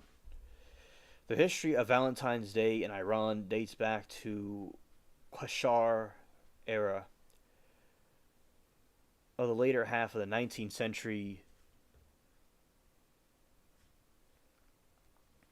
Nasir al-Din Shah Qajar did not take his wife with him during his trip to Europe, and he sent her a greeting card from the distance on Valentine's Day. This greeting card is available in Iranian museums. Since the mid 2000s, Valentine's Day has become increasingly popular in Iran, especially young people. However, it has also been the subject of heavy criticism from Iranian conservatives who set it as part of the spread of decadent Western culture. Since 2011, authorities have attempted to discourage celebrations and impose restrictions on sales and production of Valentine's Day related goods. Although the holiday celebrations and impose restrictions on the sale productions of Valentine's Day related goods, although the holiday remains popular as of 2018. Additionally, there have been efforts to revive the ancient Persian festival of Sepan Dar Mazgan, which takes place around the same time to replace Valentine's Day. However, as of 2016, this has also largely been unsuccessful.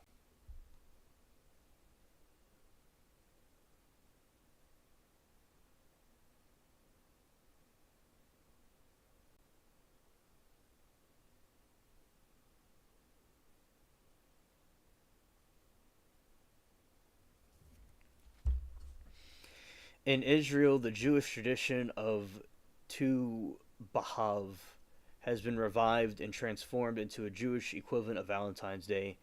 It is celebrated on the 15th day a month of Av, usually in late August. In ancient times, girls would wear white dresses and dance the vineyards where boys would be waiting for them in Mishnah Tahanith, end of chapter 4. Today, Tu B'Av is celebrated as a second holiday of love by secular people, along with Valentine's Day, and shares many of the customs associated with Saint Valentine's Day. In Western societies, in modern Israeli countries, and Tu B'Av is a popular day to proclaim love and purpose, marriage, and give gifts like cards and flowers.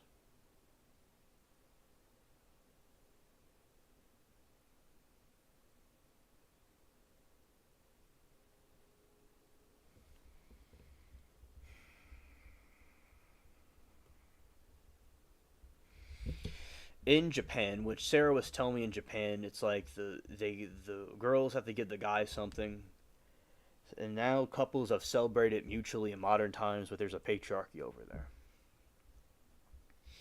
In Japan, Morozov Ltd. introduced the holiday for the first time in 1936 when it ran an advertisement amid at foreigners.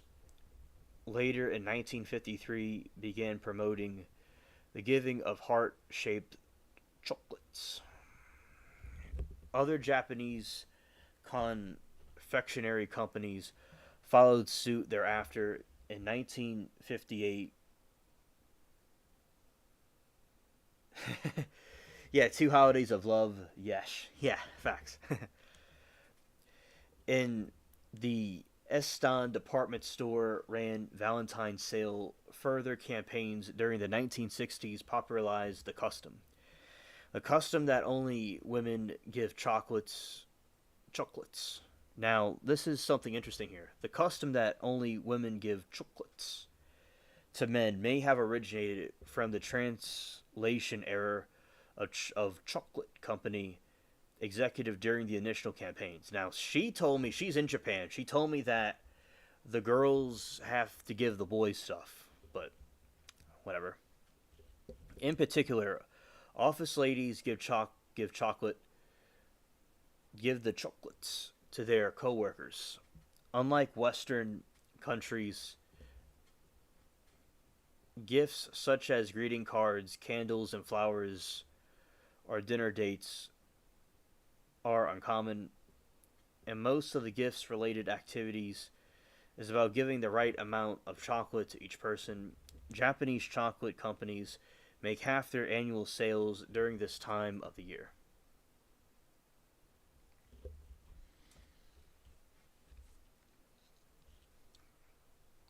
Many women feel obligated to give chocolates to all male coworkers except when day falls on Sunday.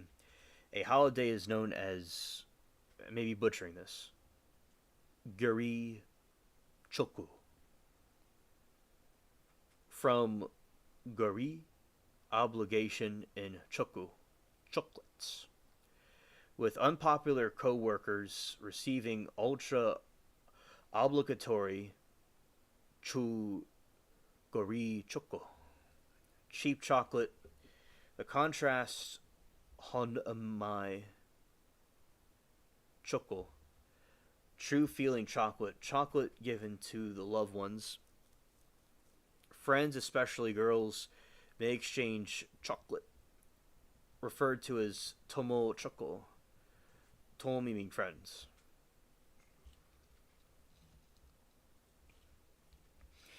In 1980s, Japanese National Confectionery Industry Association launched a successful campaign to make March 14 a, a reply day on which men are expected to return a favor to those who gave them chocolates.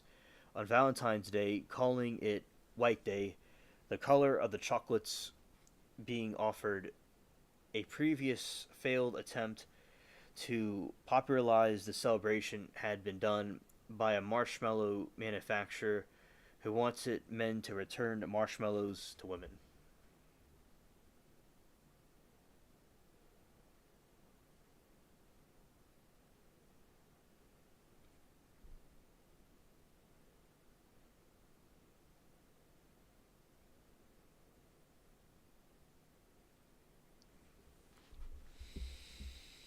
In Japan, the romantic date night associated with Valentine's Day is celebrated on Christmas Eve. Interesting.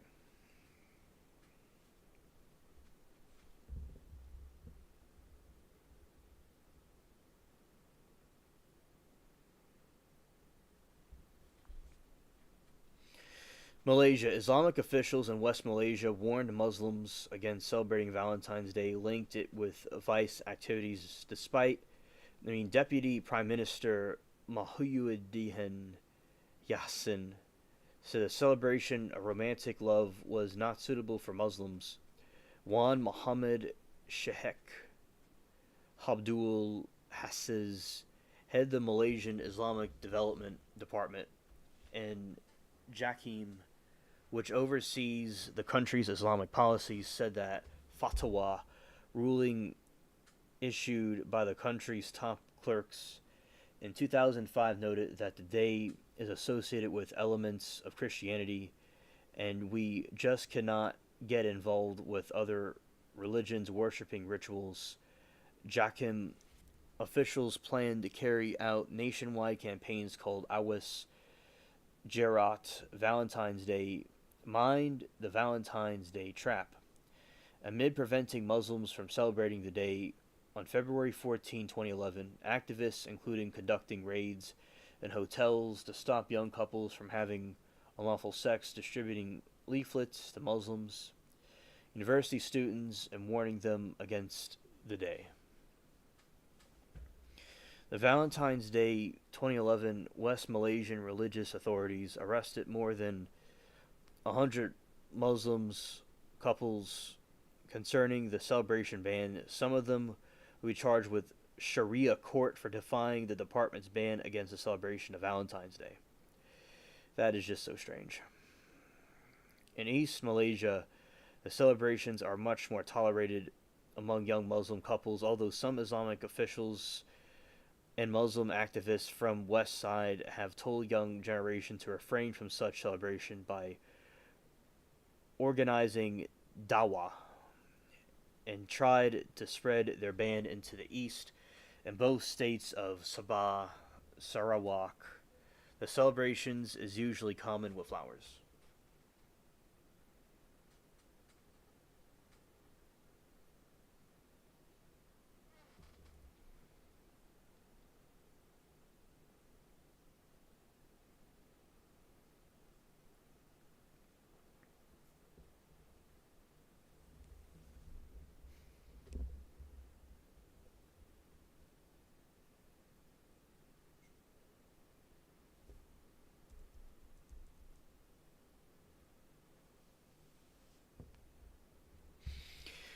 The concept of Valentine's Day was introduced into Pakistani during the late 1990s with special TV and radio programs.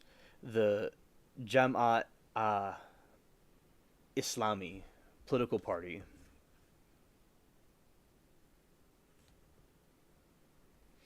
has called for the banning of Valentine's Day celebration. Despite this, the celebration is becoming popular among urban youth and florists, except to sell a great number of flowers, especially red roses. The case in some in the same card publishers.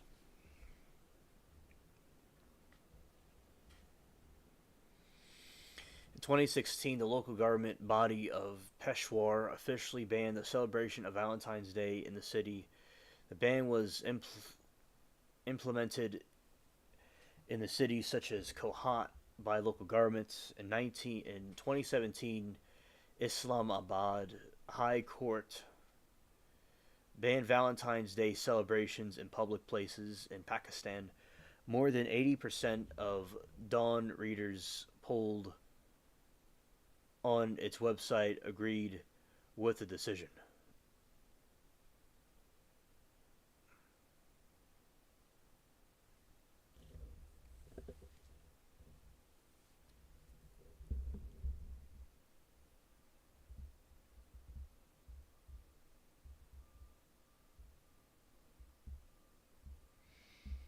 In 2018, because of the pentation by a citizen, Abdul Wahid, the Pakistan Electronic Media Regulatory Authority, advised broadcasters and newspapers against airing any Valentine's Day celebrations.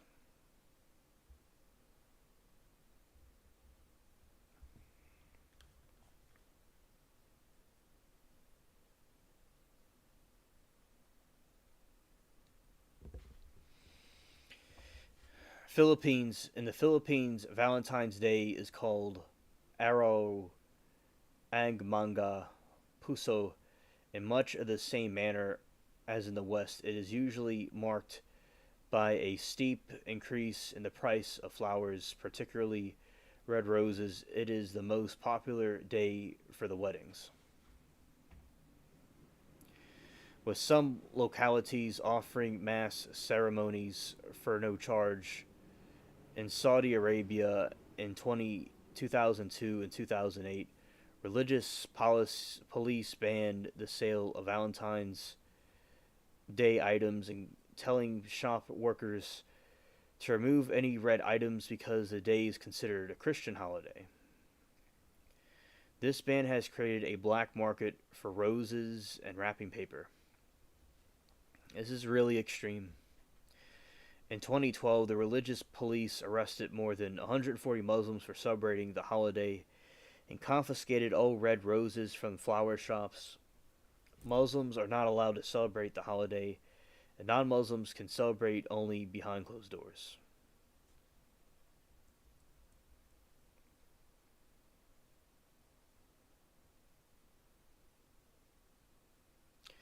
Saudi clerk Sheikh Mohammed Al Arifi said on Valentine's Day Eve that celebrating this holiday constitutes as bid'ah, a forbidden innovation and deviation from religious law and custom, a mimicry of the West.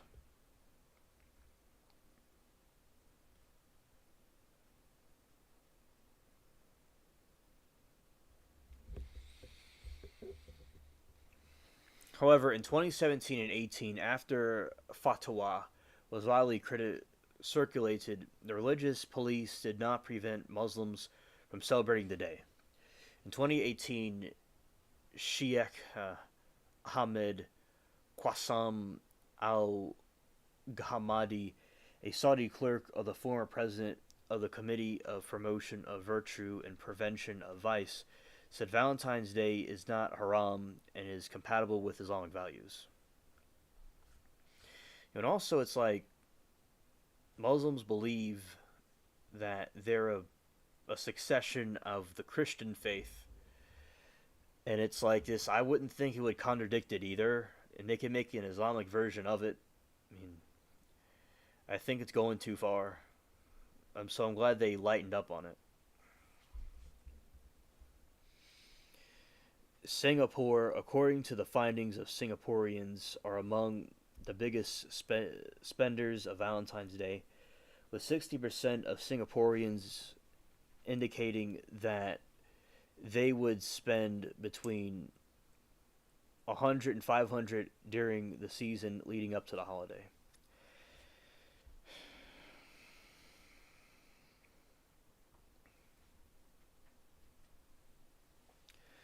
In South Korea, women give chocolate to men on February 14, and men give non-chocolate candy to women on March 14, White Day, on April 14, Black Day.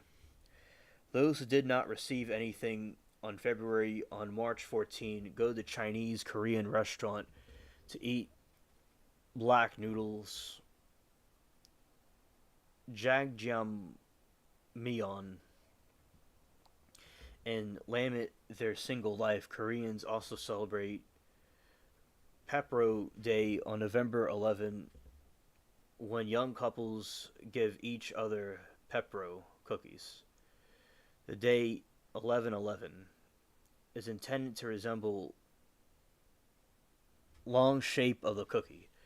The 14th of every month marks a love-related day in Korea, although most of them are obscure from January to December. The sequence of these days and the Candle Day, Valentine's Day, White Day, and Black Day, Rose Day, and Kiss Day, Silver Day, and Green Day, and Music Day, and Wine Day, and Movie Day, 4 hours later, and Hug Day, Korean women give much higher amount of chocolate than the Japanese women.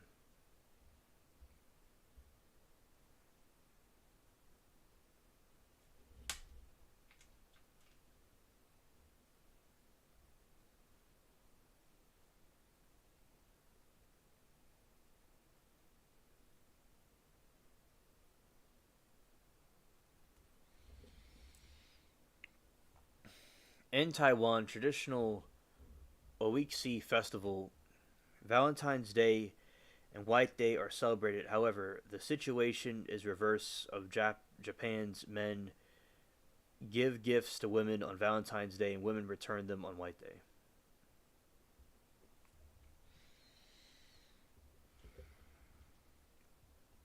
Estonia and Finland. Valentine's Day is called, Yastavayan Pavaya, Friends Day. As the name indicates, this is more about remembering friends, not significant others in Estonia. Valentine's Day was originally called Valentine Pav, and the later also Sabra Pav, Friends Day, as a Kalyug of the Finnish term.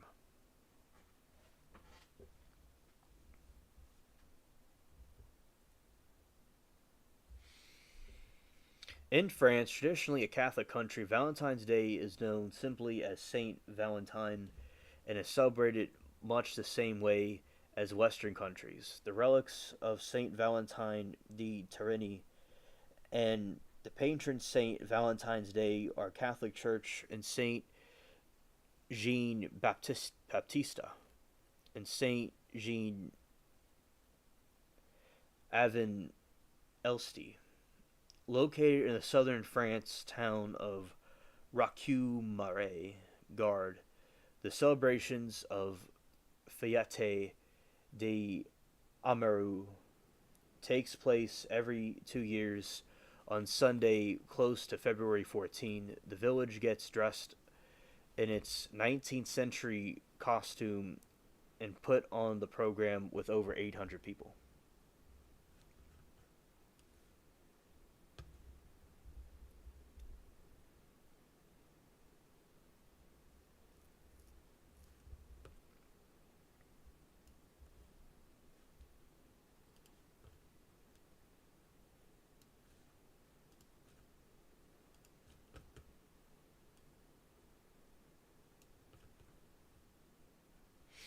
Greece. Saint Valentine. Valentine's Day in Greek tradition was not associated with romantic love. In the Eastern Orthodox Church, there is another saint who protects people who are in love, Hyacinth of Caesarea, feast day of July 3rd. But this was not widely known until the late 1990s. In contemporary Greece, and Valentine's Day and generally celebrated as in common Western tradition.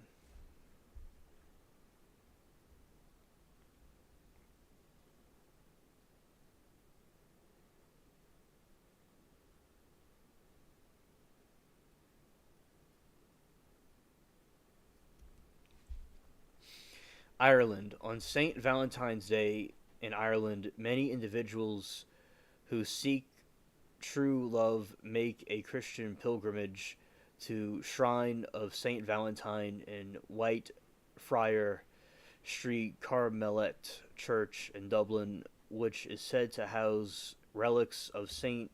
Valentine of Rome. They pray at a shrine in hope of finding romance. There lies a book in which foreigners and locals have written their prayer request for love.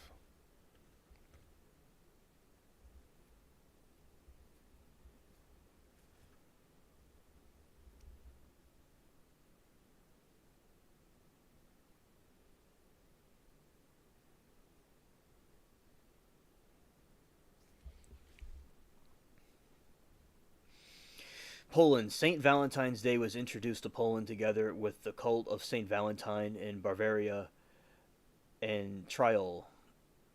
However, in rose popularity in 1990s, the only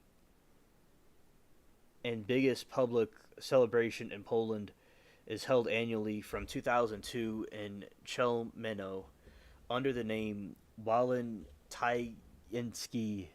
Chelminsky. Chelmeno Valentines. Because Chelmeno's parish church of Assumption and Blessed Virgin Mary has been holding the relics of Saint Valentine since the Middle Ages. Local cult of the saint has been combined with Anglo-Saxon tradition. Scared. Portugal. In Portugal, the holiday is known as Dia dos Namorados, Lover's Day, Day of the Enamored. As elsewhere, the couples exchange gifts, but in some regions, women give a linioco de namorados, lover's handkerchief, which usually embroidered with love motifs.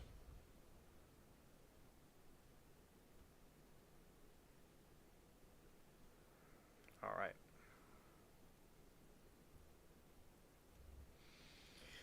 Romania. In recent years, Romania has also started celebrating Valentine's Day. This has drawn backlash from several groups, institutions, and nationalist organizations like Noua Derapata, who condemned Valentine's Day for being superficial commercialists, imported Western kitsch in order to counter the perceived denaturation of national culture. Drag-O-Beat, a spring festival celebrated in parts of southern Romania, has also been rekindled after having been ignored during the communist years as traditional Romanian holiday for lovers. The holiday is named after the character from Romanian folklore who was supposed to be the son of Baba Dacia. Its date used to be identifying on the geographical area. However, nowadays it is commonly observed on February 24th.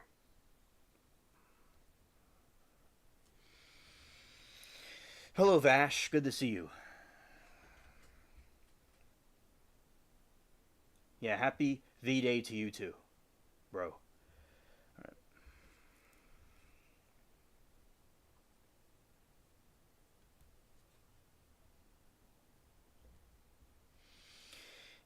In Denmark and Norway, February 14 is known as Valentine's Dag and is celebrated in much of the same manner as in the United Kingdom. In Sweden, it is called Alla Helgons Dag, All Hearts Day,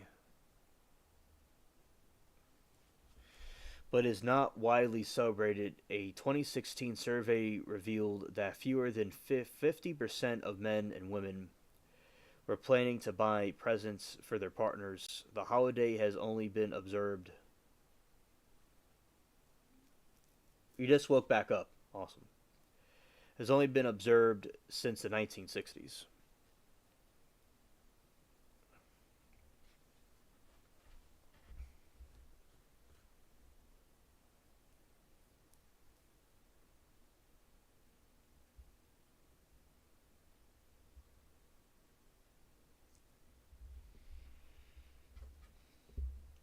The holiday was first introduced in Spain through a 1948 advertisement campaign by the department store chain Galerías Mercadios and had become widespread by 1970s. Known as Saint Valentine, the holiday is celebrated the same ways as the rest of the West. United Kingdom and the UK, just under half of the population spends money on their Valentines. Around 1.3 billion is spent yearly on the cards, flowers, and chocolates and other gifts. With the estimated 25 million cards being sent in Wales, some people celebrate Diad Santis Dywyn Saint Dywyn's Day on January 25. Scared. Or as well as Valentine's Day, the day commemorates Saint Dwynwen, the Welsh patron saint of love. The Welsh name for Saint Valentine's is Saint Faflant.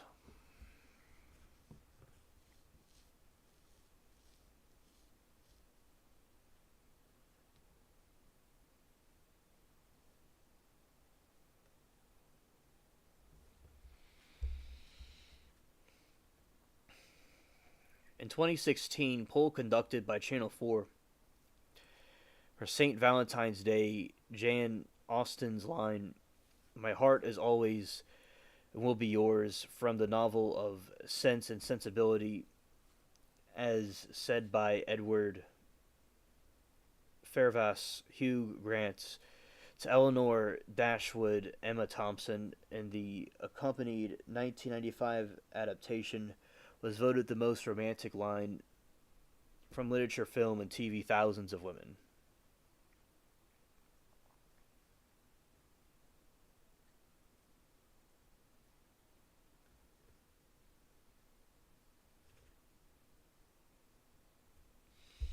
Hopefully, people enjoy it. I know I'm not going to have it. I haven't in years. I will be happy, but I could.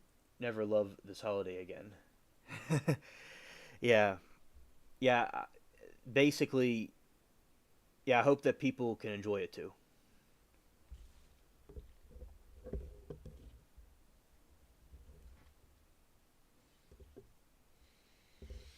It's banned, and like Muslim countries have issues with it.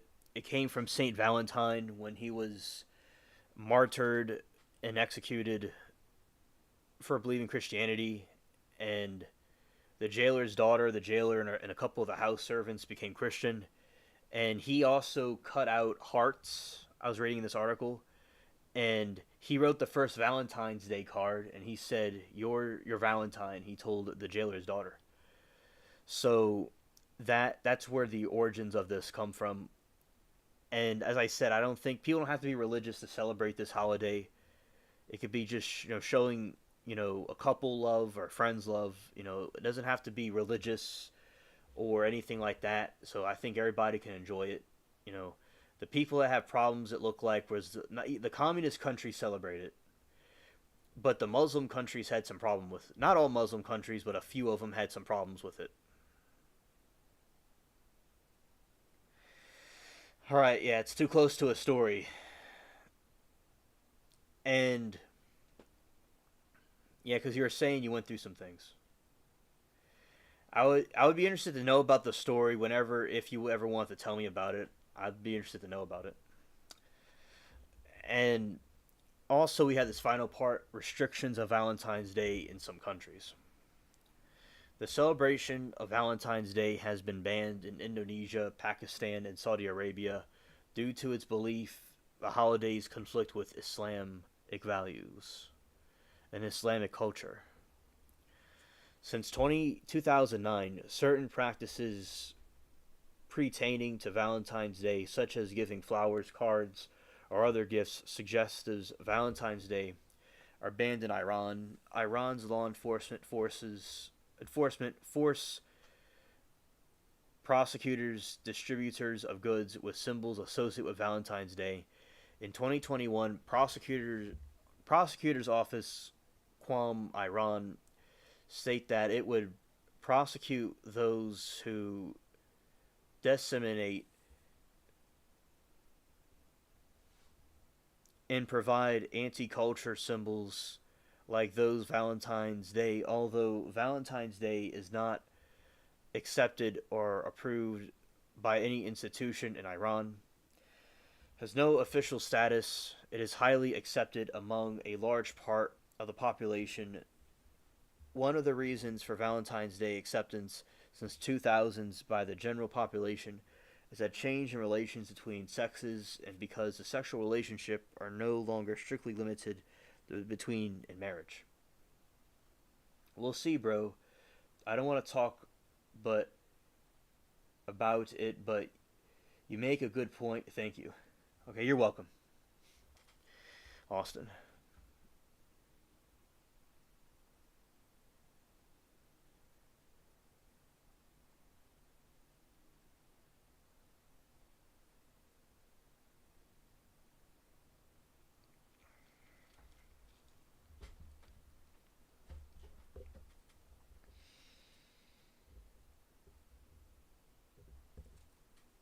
You see, in Japan, the women give the man something, and they're trying to make it so the man could also give the woman something. So basically, it's kind of different over there than it is over here.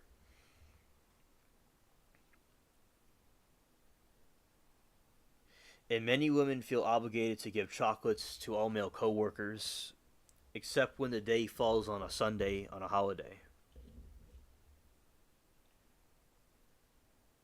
Yeah, happy Valentine's Day to everyone. Yeah, facts.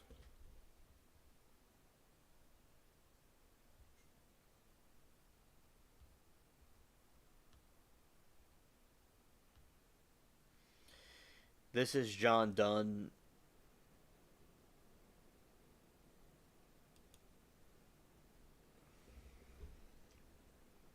and he kind of talked about it. Yeah, he was the one that said John Dunn and Dunn undone. The rose is red, the violet's blue, the honey sweet, and so are you. Thou art my love, I am thine. I drew thee to my Valentine. The lot was cast, and then I drew the fortune. I said, the fortune said it should be you.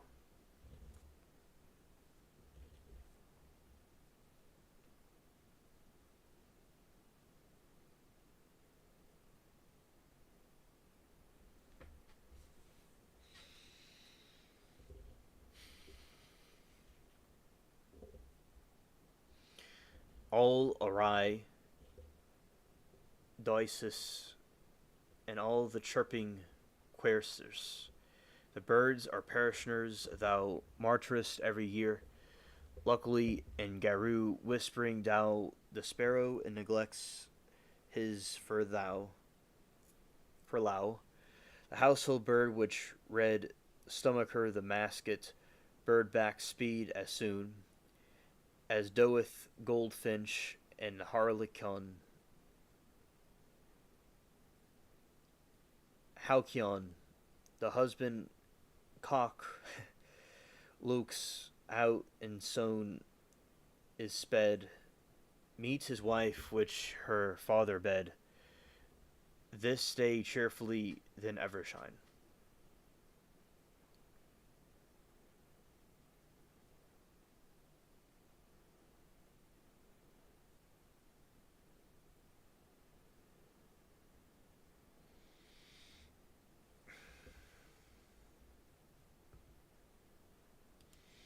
Saint Valentine and his disciples.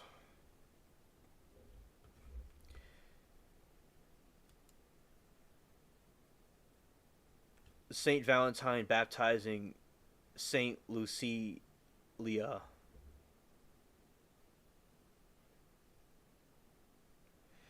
Thou markest every year. All right. All right. So that is a depiction. That is a shrine to Saint Valentine. That is Saint Valentine. A depiction of him. All right. And the Orthodox Church celebrates it on July 30th. And date February 14, Western Christian Church. And these are the Valentine hearts. You know, forgot to show something else real quick.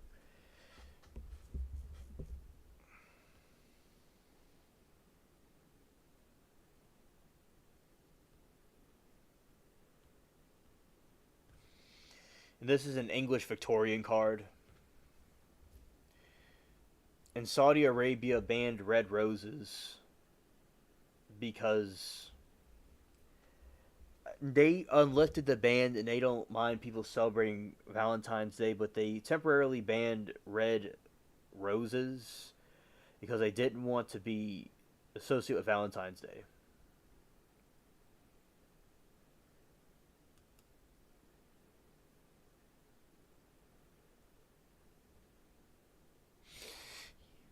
Yes. Oh yeah, I love the artwork. These are some red roses. We used to have grandparents used to have a red rose bush, but the Hurricane Katrina ruined it and then killed it. Yeah.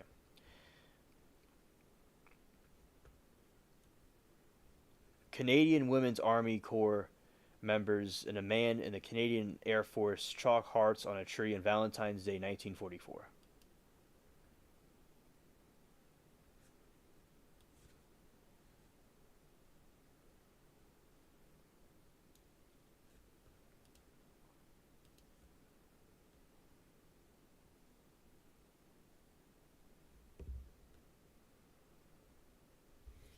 Also, I'll be covering this tomorrow on the evening stream for the earlier people.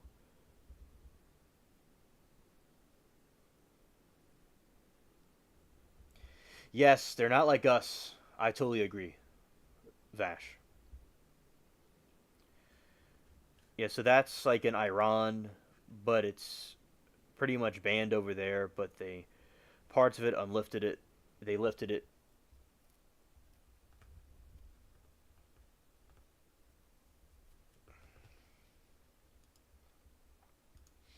Shout out to the spaceship cats, and this is the Google Doodle.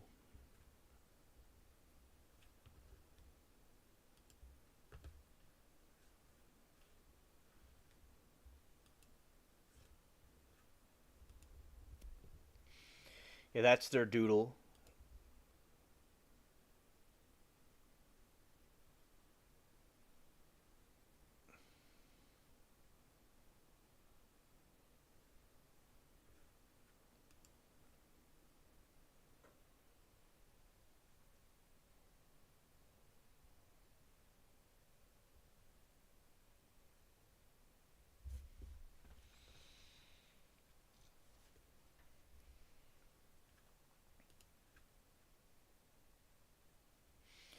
You have these, very nice Valentines.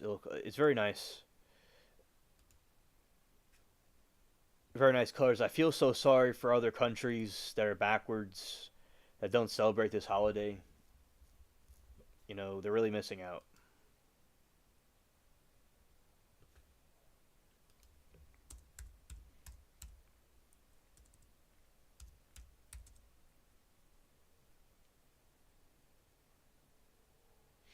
I call this the healing holiday. Right on.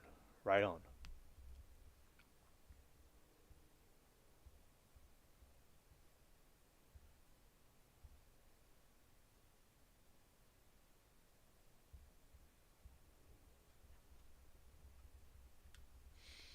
They have Valentine's Day is when the woman gives the man something in Japan, and White Day is when the man gives the woman something.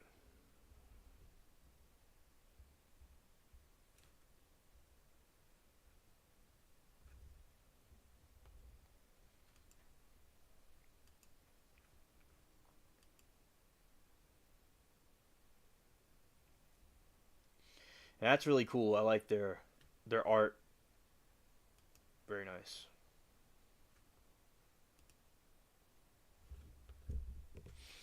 Valentine's Day in Japan is celebrated by women giving gifts of chocolate to the men in their lives. Romantic partners or interests receive special chocolates known as, y'all could help me with the pronunciation if I get this wrong, Hun and Me Choco, while male friends and colleagues, classmates receive obligatory Guri Choco.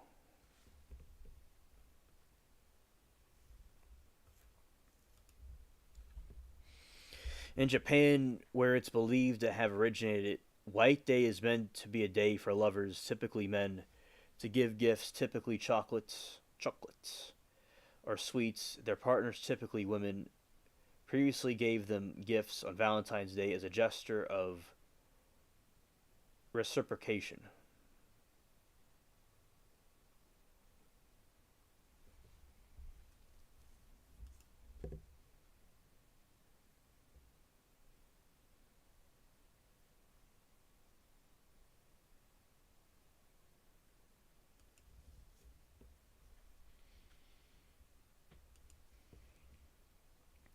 Unlike various gifting options in the Western countries, Japan associates Valentine's Day with giving chocolates in just right amount to show you're feeling from January until Valentine's Day.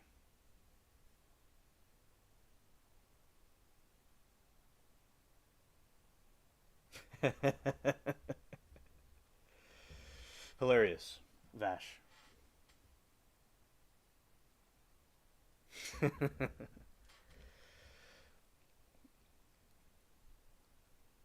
From January until Valentine's Day, Japanese chocolates makers sell chocolates to help the women.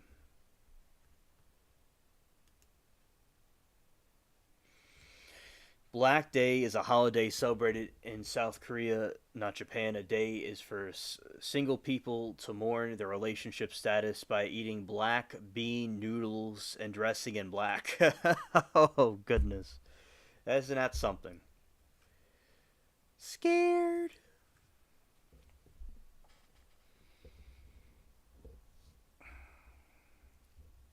How is Black Day celebrated? People wear black clothing. They eat black colored foods, especially jajangmyeon, a popular black bean noodle dish. They gather with friends. Right, exactly. Vash, right. They gather with friends to commiserate over their lack of romantic relationships. They complain about not receiving gifts on Valentine's Day or White Day. I'm not laughing at them. This is something, man. I never knew this was a thing. These people really went into it. Black Day is celebrated on April 14th in South Korea. Why is Black Day celebrated? Black Day builds on the romantic aspects of Valentine's Day and White Day. It focuses on people who didn't receive gifts on either of these holidays.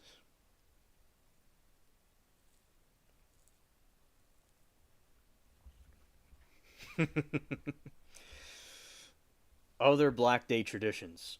Some people drink black coffee. Some people order dark chocolate cakes. Some people order jajangmyeon, a popular cheap takeout meal in Korea. Well, that's going to get popular in America soon, I think. Christmas Eve, Japan's in Japan is the most romantic day of the year. You would see lots of couples going out for dinner and taking a stroll holding hands. Have you thought about who you want to take out with your JR Pass today?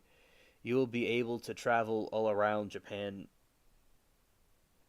by train and checking out festivals.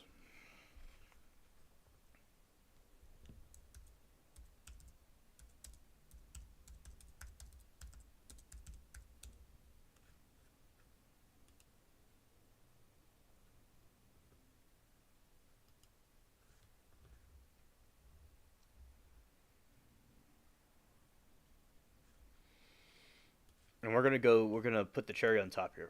We got guides to Valentine's Day. All right.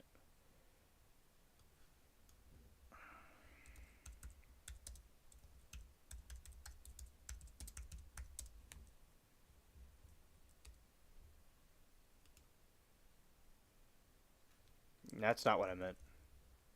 Day. Okay. All right. This is some pictures I saw. It looks like they have all these Valentine's Day pictures of Ash.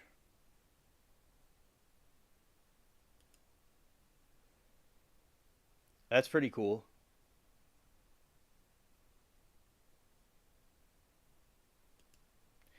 Oh, they have a Vash card, a Valentine's Day card. There's a reason they call me the human typhoon. I like that. Love and peace. Yeah, he would be perfect for a Valentine's Day card.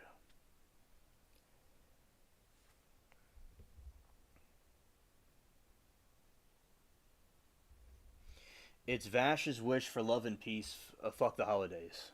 Right on. Absolutely.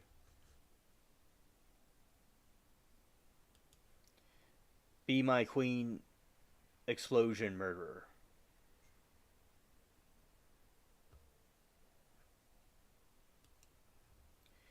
And you got that would be my Valentine. Let's see anything else. I remember watching that when I was a kid. I remember that guy. Yeah, I thought he was cool. Valentine. It's some artwork about it. Let me be your Valentine. Don't hesitate to call. And also a Vash saying he loves his girlfriend.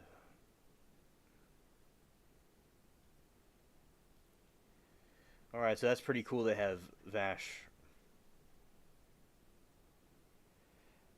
That dude's sweat is explosive. Yeah, right on, right on.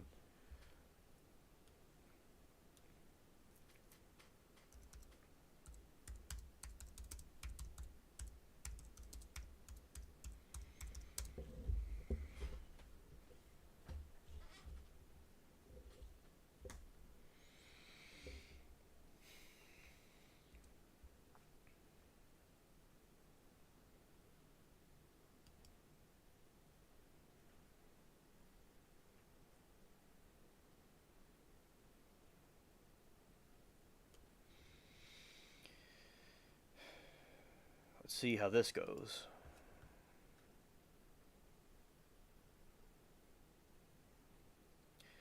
We'll read about. It's called Killing Time, by the way. Alright, understood. Alright. I'll read some stuff about. He loses it. Okay, understood. I'm going to talk about the top 10 ranked episodes of Vash.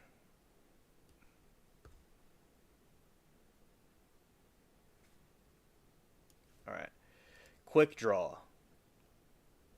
In this episode, Nicholas D. Wolfwood enters Vash and Stampede in a quick draw competition to help raise money for a poor mother and child. Vash, knowing that the priest's talent, enters the Wolfwood in the competition as well. Both gunmen make it through the gauntlet of deadly combat to find out the tournament is a trap, and now Wolfwood has eliminated Vash. Quick Draw is one of the first episodes which viewers can see the duo working together and begin to understand some of the dynamic differences. This episode also reveals what's under the belts and cloth covering Wolfwood's cross. No one could shoot Vash. Making it a notable moment in the series. Vash's skills are also shortly showcased, a somewhat rare occurrence in the anime because of his silly demeanor. Hard Puncher.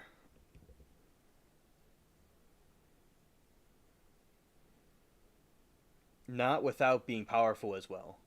Right on. Vash has a $60 billion double dollar bounty on his head and is consistently hunted by bounty hunters. He swiftly stops a group of bandits and saves the townspeople, but a sweet moment is turned sour. The townspeople also want a bounty on Vash, so the city begins hunting the gunman at all costs. Vash is also found in a difficult situation against the Nebraska family.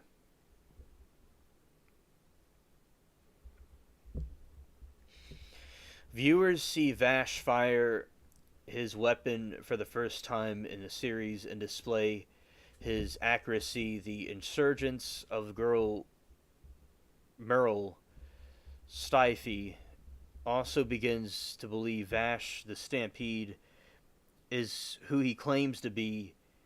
Waking moments in the series because of her objections being disproved. The iconic phrase "love and peace" rings throughout the episode, exhibiting Vash's true intentions as a gunman.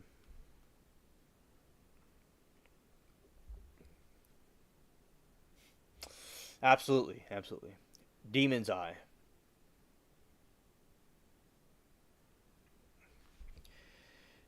In Demon's Eye, an antagonist named Legato takes out a substantial amount of the Roderick gang without touching them. With introduction of the gung ho guns, Vash finds himself in a standoff with Dominic, and Cyclops. Dominic possesses the demon eye, which grants her a. Oh, Dominique, I meant. So rephrase that. Gun ho guns vanish, finds himself standoff with Dominique and Cyclops. Dominique possesses the demon eye, which grants her a unique ability that Vash has to counter strategically. She's the best. Understood. Awesome. At the end of the episode, Vash gives insurance girls a drastic ultimatum because the values their safety, the true intentions of Legato, and how much of a threat he is shown, cementing him as villainous antagonist. All the gunho gunmen make their debut, setting up for the rest of the series and who to expect the future battles. Overall, very pivotal episode of the series. She's the first person to grope Vash in the whole show, and he's godlike being. Yeah, right on, right on. Yeah, that's awesome.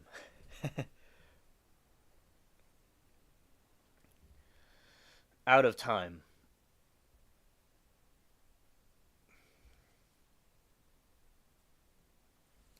Vash and Wolfwood visit a secret ship in the sky hidden behind layers of clouds to find a doctor. The ship shelters a large reserved society that doesn't associate with the bottom world. The ship then gets attacked by three of Gung Ho guns, so Vash and Wolfwood look for a way to protect the vessel from its inevitable doom.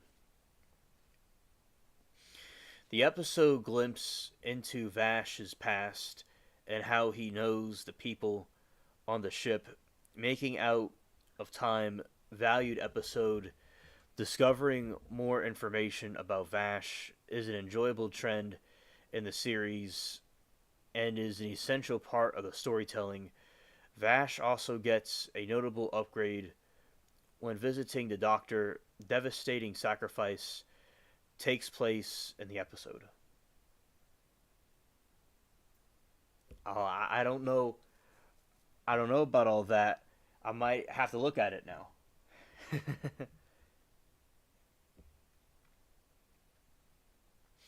Fifth Moon. On a hunt, Vash is halted by two of the gung ho guns to stop him in his tracks. Rai Deli. Rai Die. The blade changes Vash to a death battle and attempts to take his life. Legato is speaking into Vash's mind and tells him about the secret powers he possesses.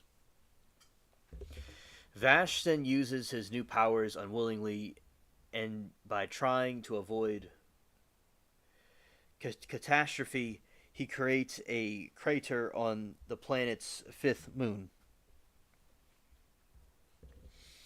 Vash finally gains acceptance from people around him, but the tables turn again at the end of this episode. Merle also defends Vash for the first time in the episode. Contrasting with the events of the fifth moon, viewers also see Vash use his full power for the first time, making the episode more than memorable. Like a boss. Die blow.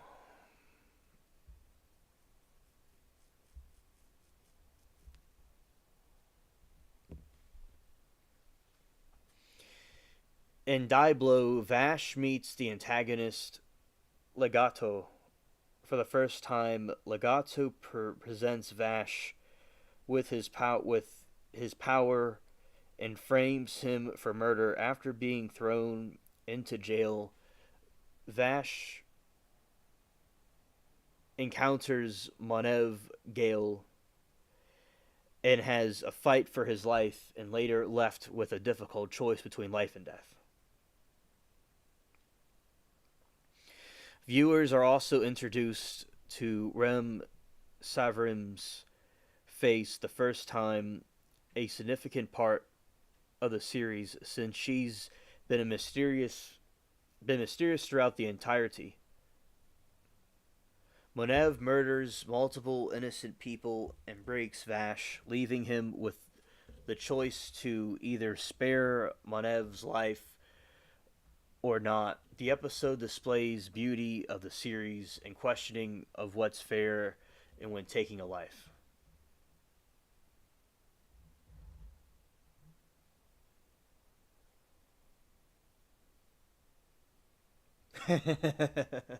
Hilarious, Vash. Number 4, Under the Sky Blue.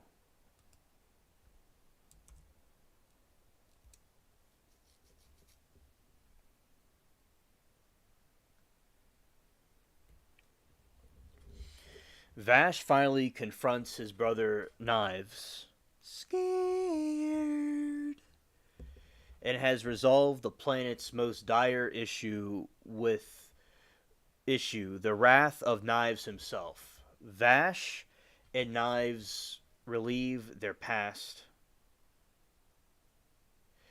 and lead up to a duel between them. The brothers are forced to battle to the end, and only one can remain. Vash needs to decide whether to repeat the cycle or create his path.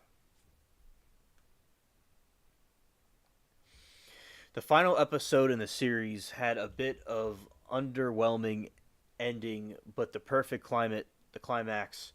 Vash is no longer needs Rem's guidance, can only live with the weight of his shoulders. The standoff between the two brothers and the last flashback about them makes the episode one of the best in the series. Number 3, Sin. Oh, come on, Paige.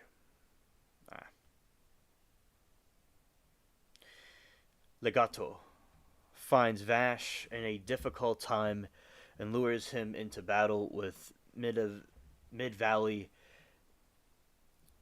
The Horned Freak Vash then has to defeat Mid Valley and Legato to proceed his first battle with Knives. During the fight with Legato, Vash faces difficult decision to either save Merle or Miley or stay true to Rem's guidance.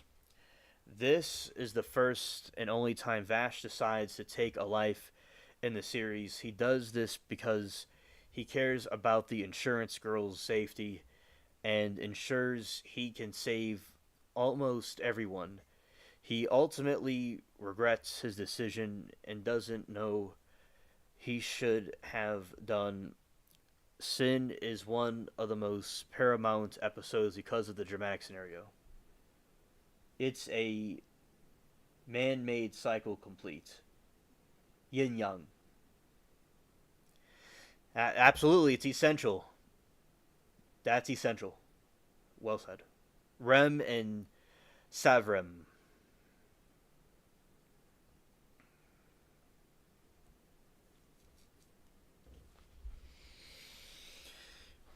The best flashback by far gives viewers an insight into the origins of Vash, Knives, and Rem. Humans end up ruining Earth and have to find a new stable planet to restart civilization, which is only achievable with the assistance of Vash's kind. Vash and Knives learn about the humans and how they act towards each other, and both have different understanding of the values of life.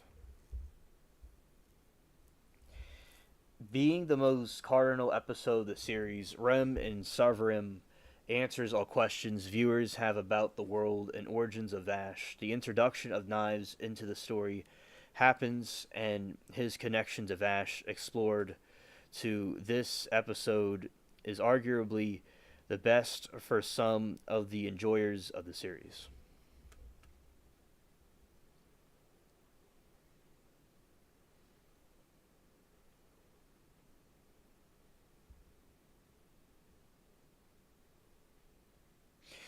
Absolutely. And I believe you're a lot like Vash, the character. I think that character suits you. Like, if I was watching it, I would say that character reminds you of Austin. That's what I would say. All right, so number 1 is Paradise. The Wolfwood challenges Vash to a final duel because of the disagreement on their views. The battle is stopped because Kane and Longshot and Chapel the Evergreen attacked their location. Wolfwood has a change of heart during his conflict with Chappelle, but ends up sacrificing more than he expected to. The saddest episode in the series shows the true intention of Wolfwood, but he decides to again to go against his original plan. Wolfwood sacrifices himself because of his faith in Vash, and Vash learns an important lesson about morality. Paradise is the best episode because it displays primary argument of the series beautifully and cinematically when it's okay to take life.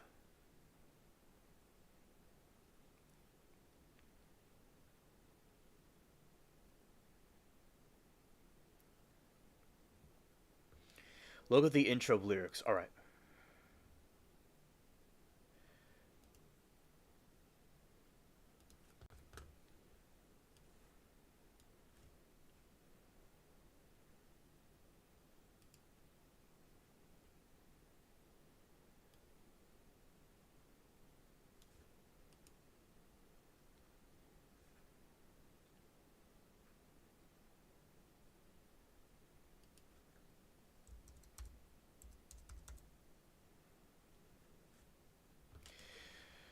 All right. Okay. All right. Here I am. Wolfwood for life. Facts. Facts. Okay. Going here. Going down there. Okay. I'm resetting this mouse right here. Okay. All right. Okay, good. Let's go.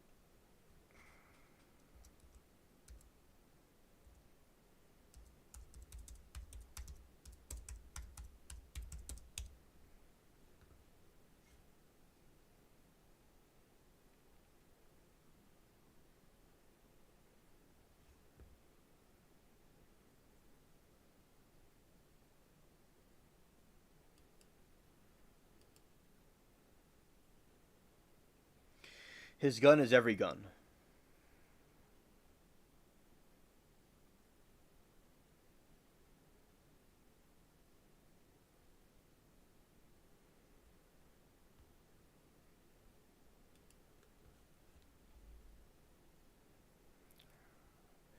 All right, we'll be reading the lyrics to Trigun. Is that the right one? Does it look like Trigun? Make sure that's it. That's Toomby. Isn't that the song of it?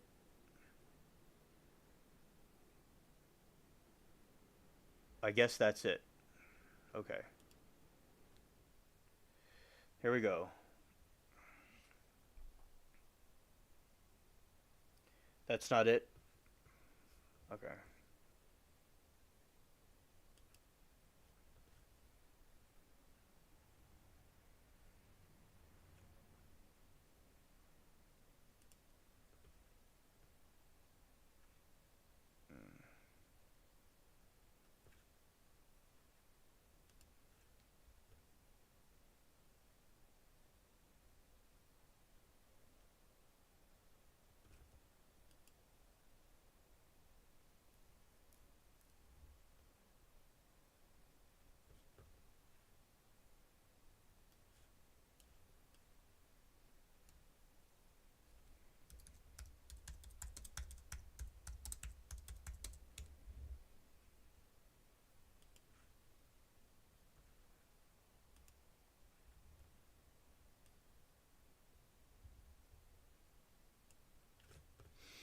Thank you.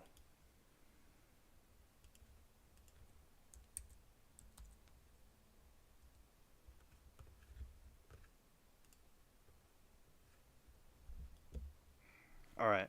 Thank you.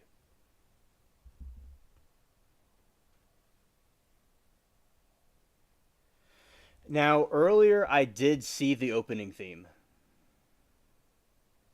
It's very good. I liked it.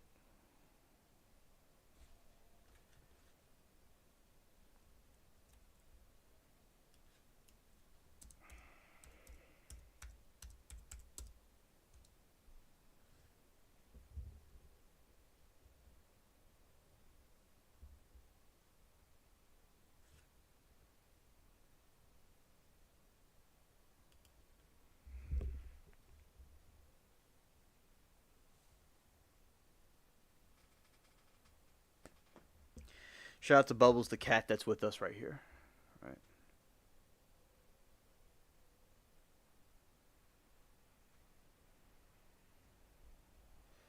Hellsling is your favorite. Okay, understood.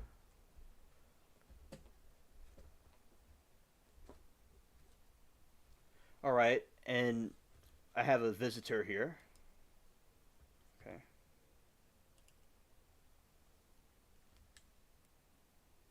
This is my cat, Bubbles.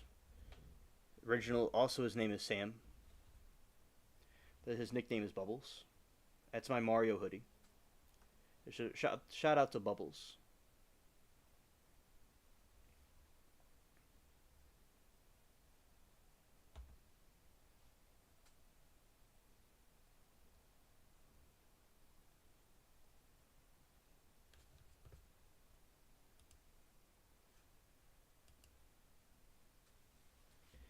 He likes to come and visit and see the stream sometimes. He's chilling with us. All right. All right.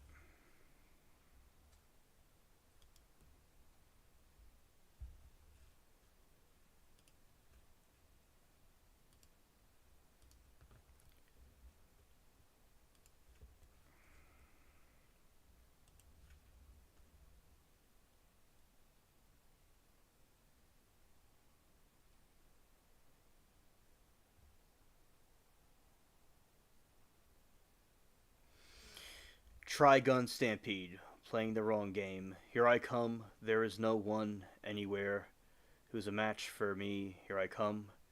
Here I come. Enemy is powerless in front of me. Yeah, here I come. Here I come. Anybody that get in my way, away from me. Yeah. And everybody getting fall. Like Typhoon, pull the trigger. Shoot down another full moon. Can't you see? I'm hiding in my hands. Call me Vash, the Stampede, and feel love and peace. Here I come. There is no one anywhere who is a match for me. Million knives, can we breathe safely together? All the lives are part of me. Wish we could stay here forever. All the stars are falling down. You never held my heart. You used to be my heart. No turning back. My heart stars falling down my heart. The Jeroa Rock Resistance. I was overconfident. I thought I could win this no matter what I did. How I tried to do these works, though I had performed. Thought I had the perfect plan. I was going to beat you with. Now I can see my future. I don't want to be a loser. The second half is very to catch. All I got is now it's time. We'll go fight. Never too late. So make the plan to cause. I'm alone cause here I am. With you trust, we can live let loose. Alright, there you go.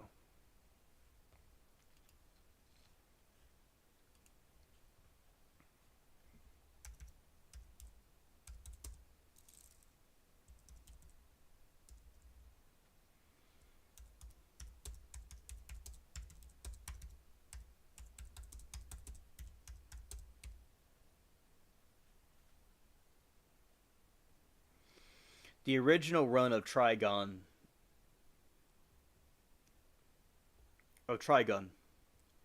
was April 1, 1998 to September 30, 1998. I was born February of that year.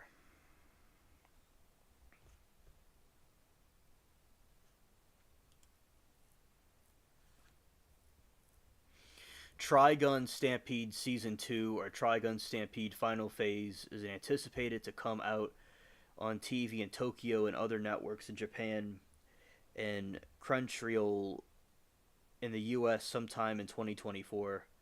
This is because the first season was released on the same platform. Coming soon will provide updates when the release is officially announced.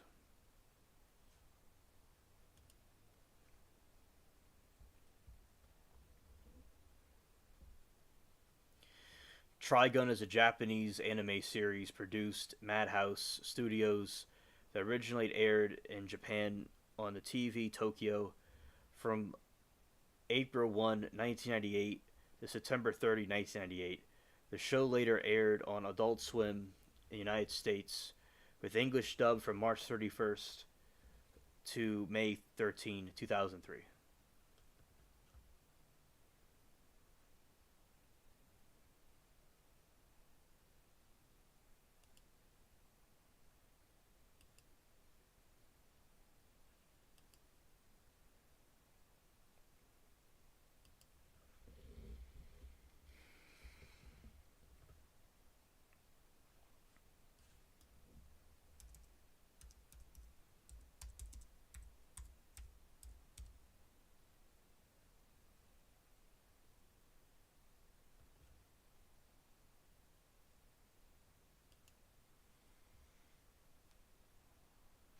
Trigun Bandland's Rumble is canon to the Trigun Magna series by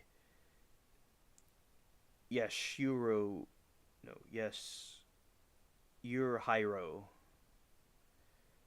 Nightaw. The movie features the main characters from manga Vash and Wolfwood. All right, I'll look it up now.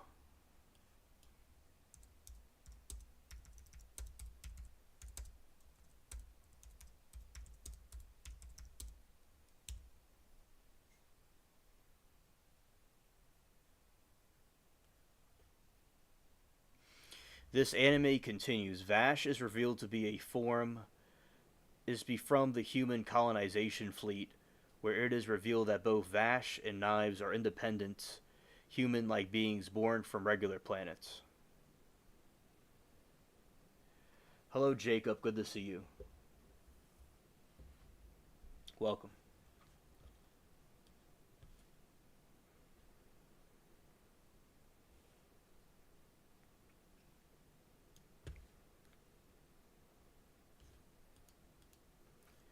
In the Magna of anime series, Vash and Knives are born in a spaceship to research named Chem Savrim. You're in the right place, Vash. You're in the right place. Because they originate from the spaceship. There you go. You're meant to be here. They are plants, a type of artificial organic life form that ages more slowly than humans. How were they born?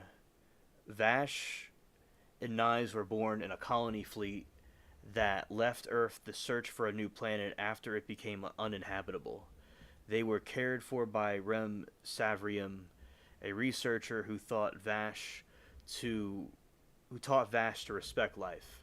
Vash and Knives are independent plants, meaning they can survive outside of the special containers that normal plants need.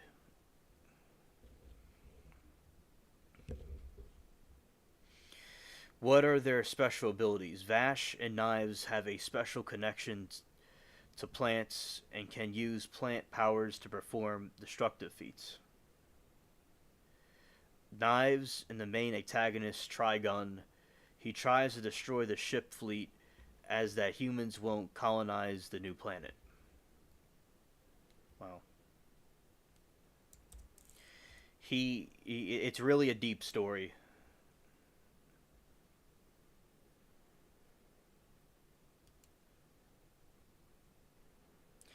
Are Now this is something that could be an opinion. It says, why are Knives more powerful than Vash? Knives is a generator. He pulls things from the higher place and makes the blades and things. Vash is a destroyer. He can make anything, but he can pull things from his reality place, the higher one causing destruction. So that's like the verses, which one's more powerful than the other. I also think whichever one is willing to go the longest. And Vash seems like he has a great endurance of pain.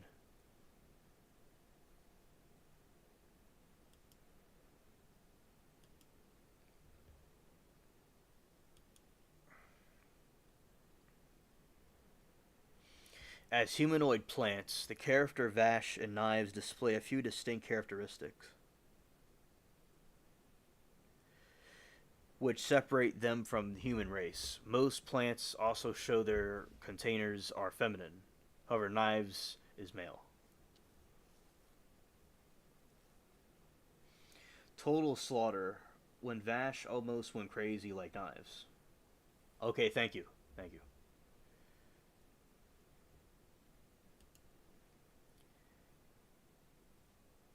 Vash is a special interdimensional being. Wow. We were talking about aliens being interdimensional beings, and then you come in here, dude. And this show is kind of like a, in my opinion, like a synchronicity about the different alien theories I have. Wow, that's really, this is really something. Vash is a special interdimensional being called a humanoid plant and doesn't function or age the way normal human beings do.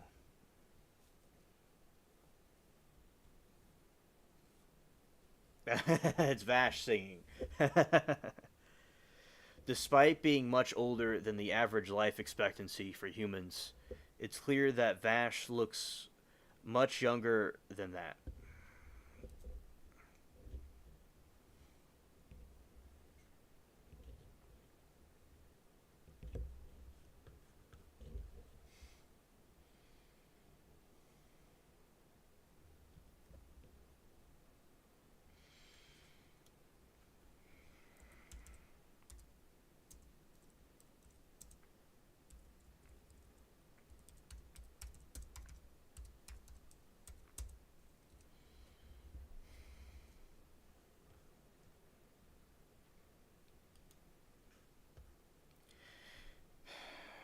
In Trigun, Knives is considered evil because he believes the only way to protect the plant race, which he is a part of, from human exploitation is completely to eradicate the humanity, leading him to orchestrate large-scale acts of violence and genocide with no remorse for the lives he takes, viewing them as necessary sacrifices for the greater good of plants. His extreme methods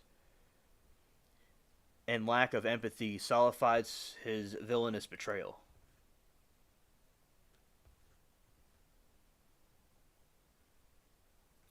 Total slaughter was used, in my opinion, as killing song. Duh.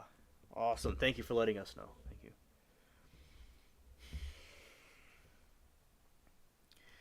Trauma from childhood abuse about Knives' motives.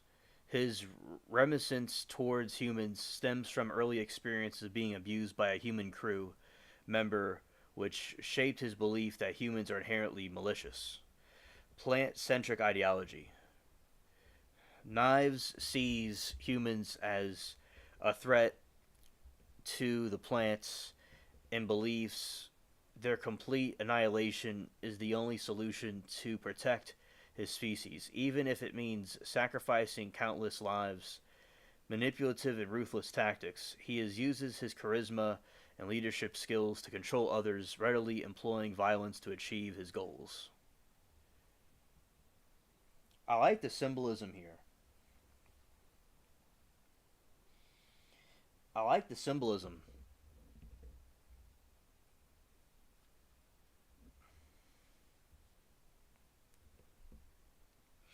Humanoid issues with humans.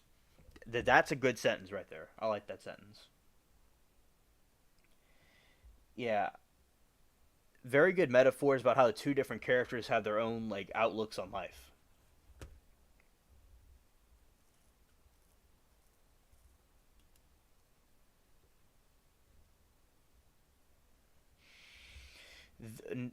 Vash and Knives, they were raised together at first, but separated later and grew into very different people with different values. They both love one another in some way and want to protect each other, but Knives' love is possessive, and he does things he seems as protecting Vash that go completely against what Vash wants. So it looks like they have a complicated relationship. As the saying goes, the path to hell was paved with good intentions. That applies to Knives because he thinks that everything he's doing is the right thing, and he's doing it out of good intentions. But he doesn't realize all the evil that he's doing himself, and he's also kind of making the world a bad place too, in a way. You're trying to make the world a better place by destroying everything in it. What's the whole point of saving the world if there's no world left to save? It seems like a contradiction. And I think that Knives, he's ruled by his emotions, and Vash can logically reason the emotion instead.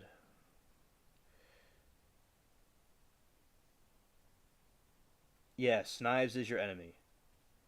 I understand why. He needs a Snickers. He needs to uh, get the Timu way of thinking out of his head.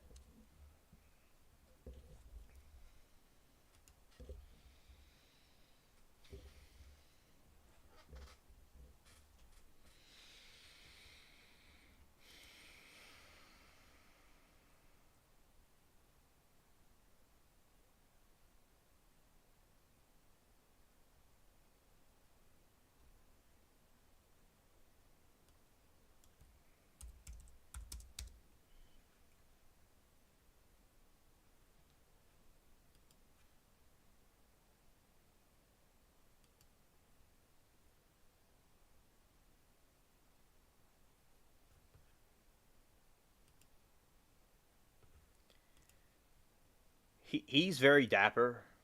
Like,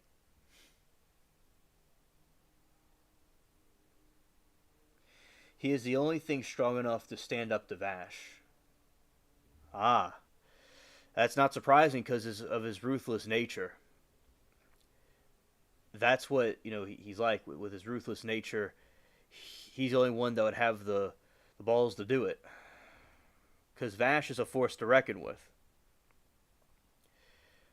You know, not many would want to challenge him.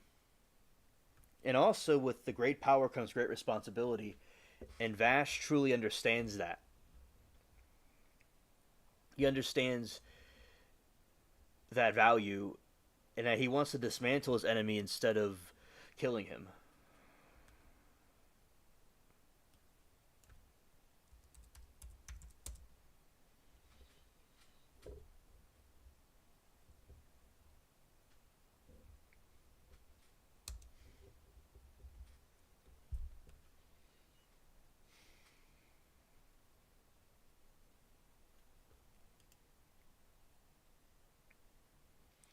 Yeah, that's them. They have a saying that a lot of these people that become savages like Knives, they not all people, of course, but there's people that like were dictators and stuff. It seems like a similar story to Knives' story. So I think his childhood trauma that he didn't deal with caused him to be that way. That's what basically I read to you all. But if I had to guess, that's what I would say too. But just because you go through a trauma doesn't mean you have to be like Knives. Somebody could go through something and realize they need to be like Vash and be the opposite of that. Don't turn to the thing that you're trying to stop. So as I said, Vash has a very good values to him, and Knives is an interesting character to learn. Can we watch introduction song or just look up Wolfwood? What's Wolfwood? Let's look that up.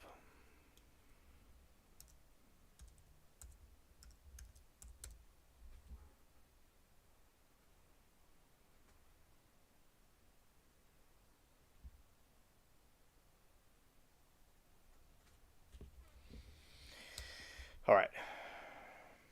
All right, this is Wolfwood. All right, this is the dude with the cross. Yeah, he's a cool dude too. Let's read about him.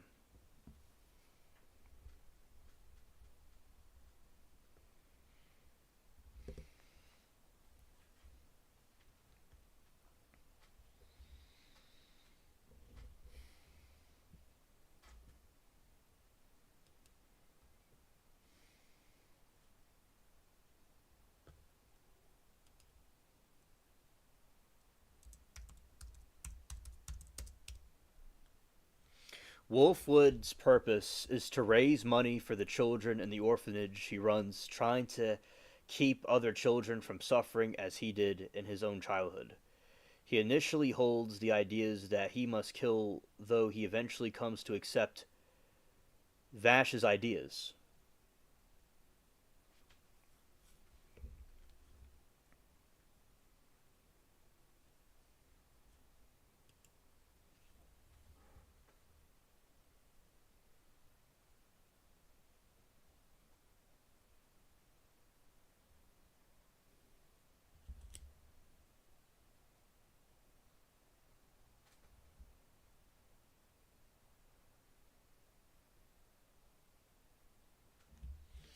All right, here I go.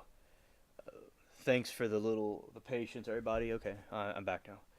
Wolfwood's purpose is to raise money for the children. Okay, I read that.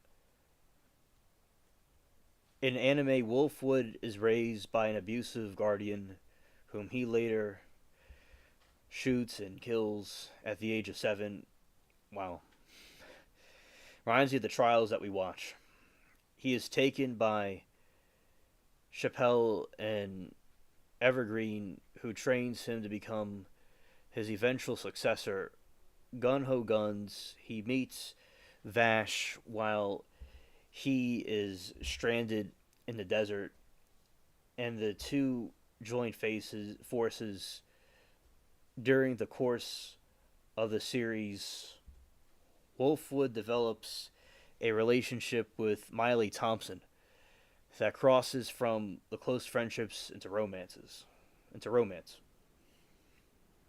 Wolfwood's purpose is to raise money for the children in an orphanage he runs, trying to keep other children from suffering.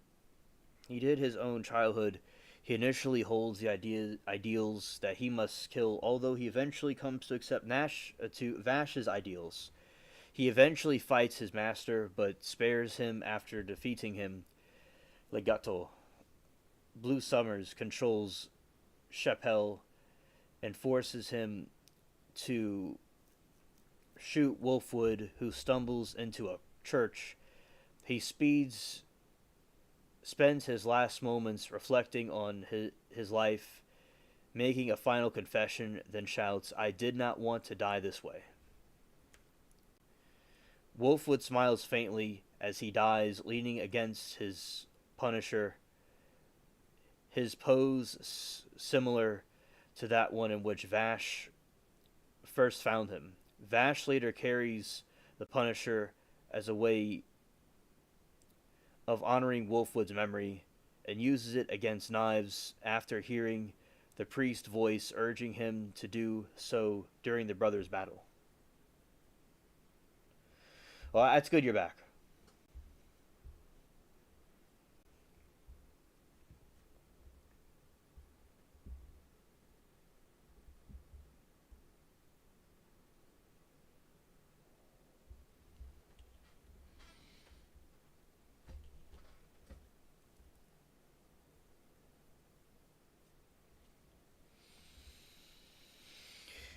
Anime Source ranked Wolfwood 75th in their top 100 anime character survey based on 19 votes, saying that Wolfwood is father of all badass gun-toting priests. He is completely unorthodox in his methods, but still dedicated to his ministry in his own absurd way, totally respecting this guy, because not everyone can mesh coolness and priesthood with such fineness. Wolfwood ranked number 10 in 1998 annual anime Grand Prix for male character.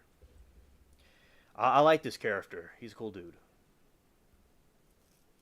Mania.com listed him as ninth place in their 10 biggest badass anime gunslingers, commenting that wearing the clothes of a priest and carrying a cross on his back, Wolfwood roams the desert planet Gunsmoke. His cross truly represents death, not only in the symbolic meaning, but also in the fact that it is the one giant arsenal itself. It contains a machine gun, function, a rocket launcher, as well as containing a rack of handguns in the anime. Before Wolfwood meets Vash, he was a do whatever it takes individual who had no problem with dispensing lead as his sacraments and introducing those in his way to God in a very up close manner. The site also listed him as best supporting character in anime series as well. This man has every gun. You know, in the him carrying the cross, Jesus said, you know, for him to deny himself and follow me and carry his cross and follow me. So that's a metaphor. Yeah. You were right, man. This man's got everything in his cross. That's cool. I like that. I love this Christian reference in this anime. And I like Vash's balance. You know, he that lives by the sword dies by the sword. So I think that the yin and yang is important. And you got to have that. And I think that Vash has that balance. And also, Jean de Leon of Complex Magazine named him the sixth of the list of 25 most stylish anime characters, labeling him the epitome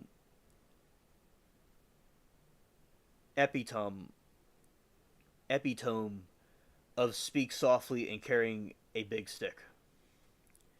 Yeah, this is a very cool character. I'm glad that I love talking about anime. I liked it when I was growing up and stuff. I liked talking about these things. Yeah, that's very cool.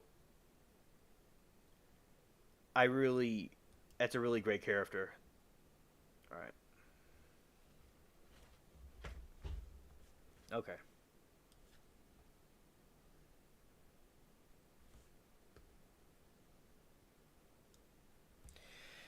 Yes, Vash is the angel of the plants.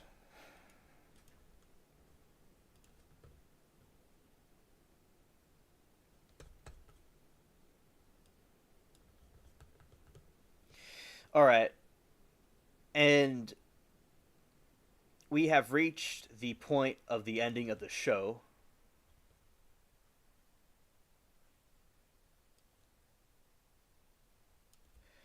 So I want to thank all of you for coming and listening and watching this.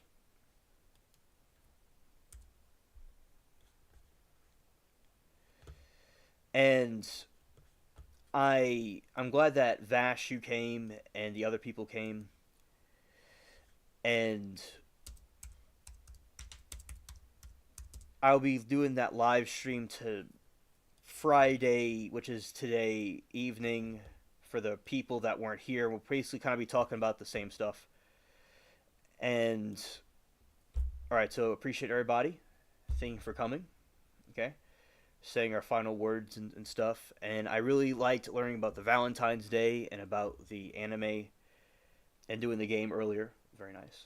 All right. So, okay, everybody. Happy Valentine's Day to everybody. And peace.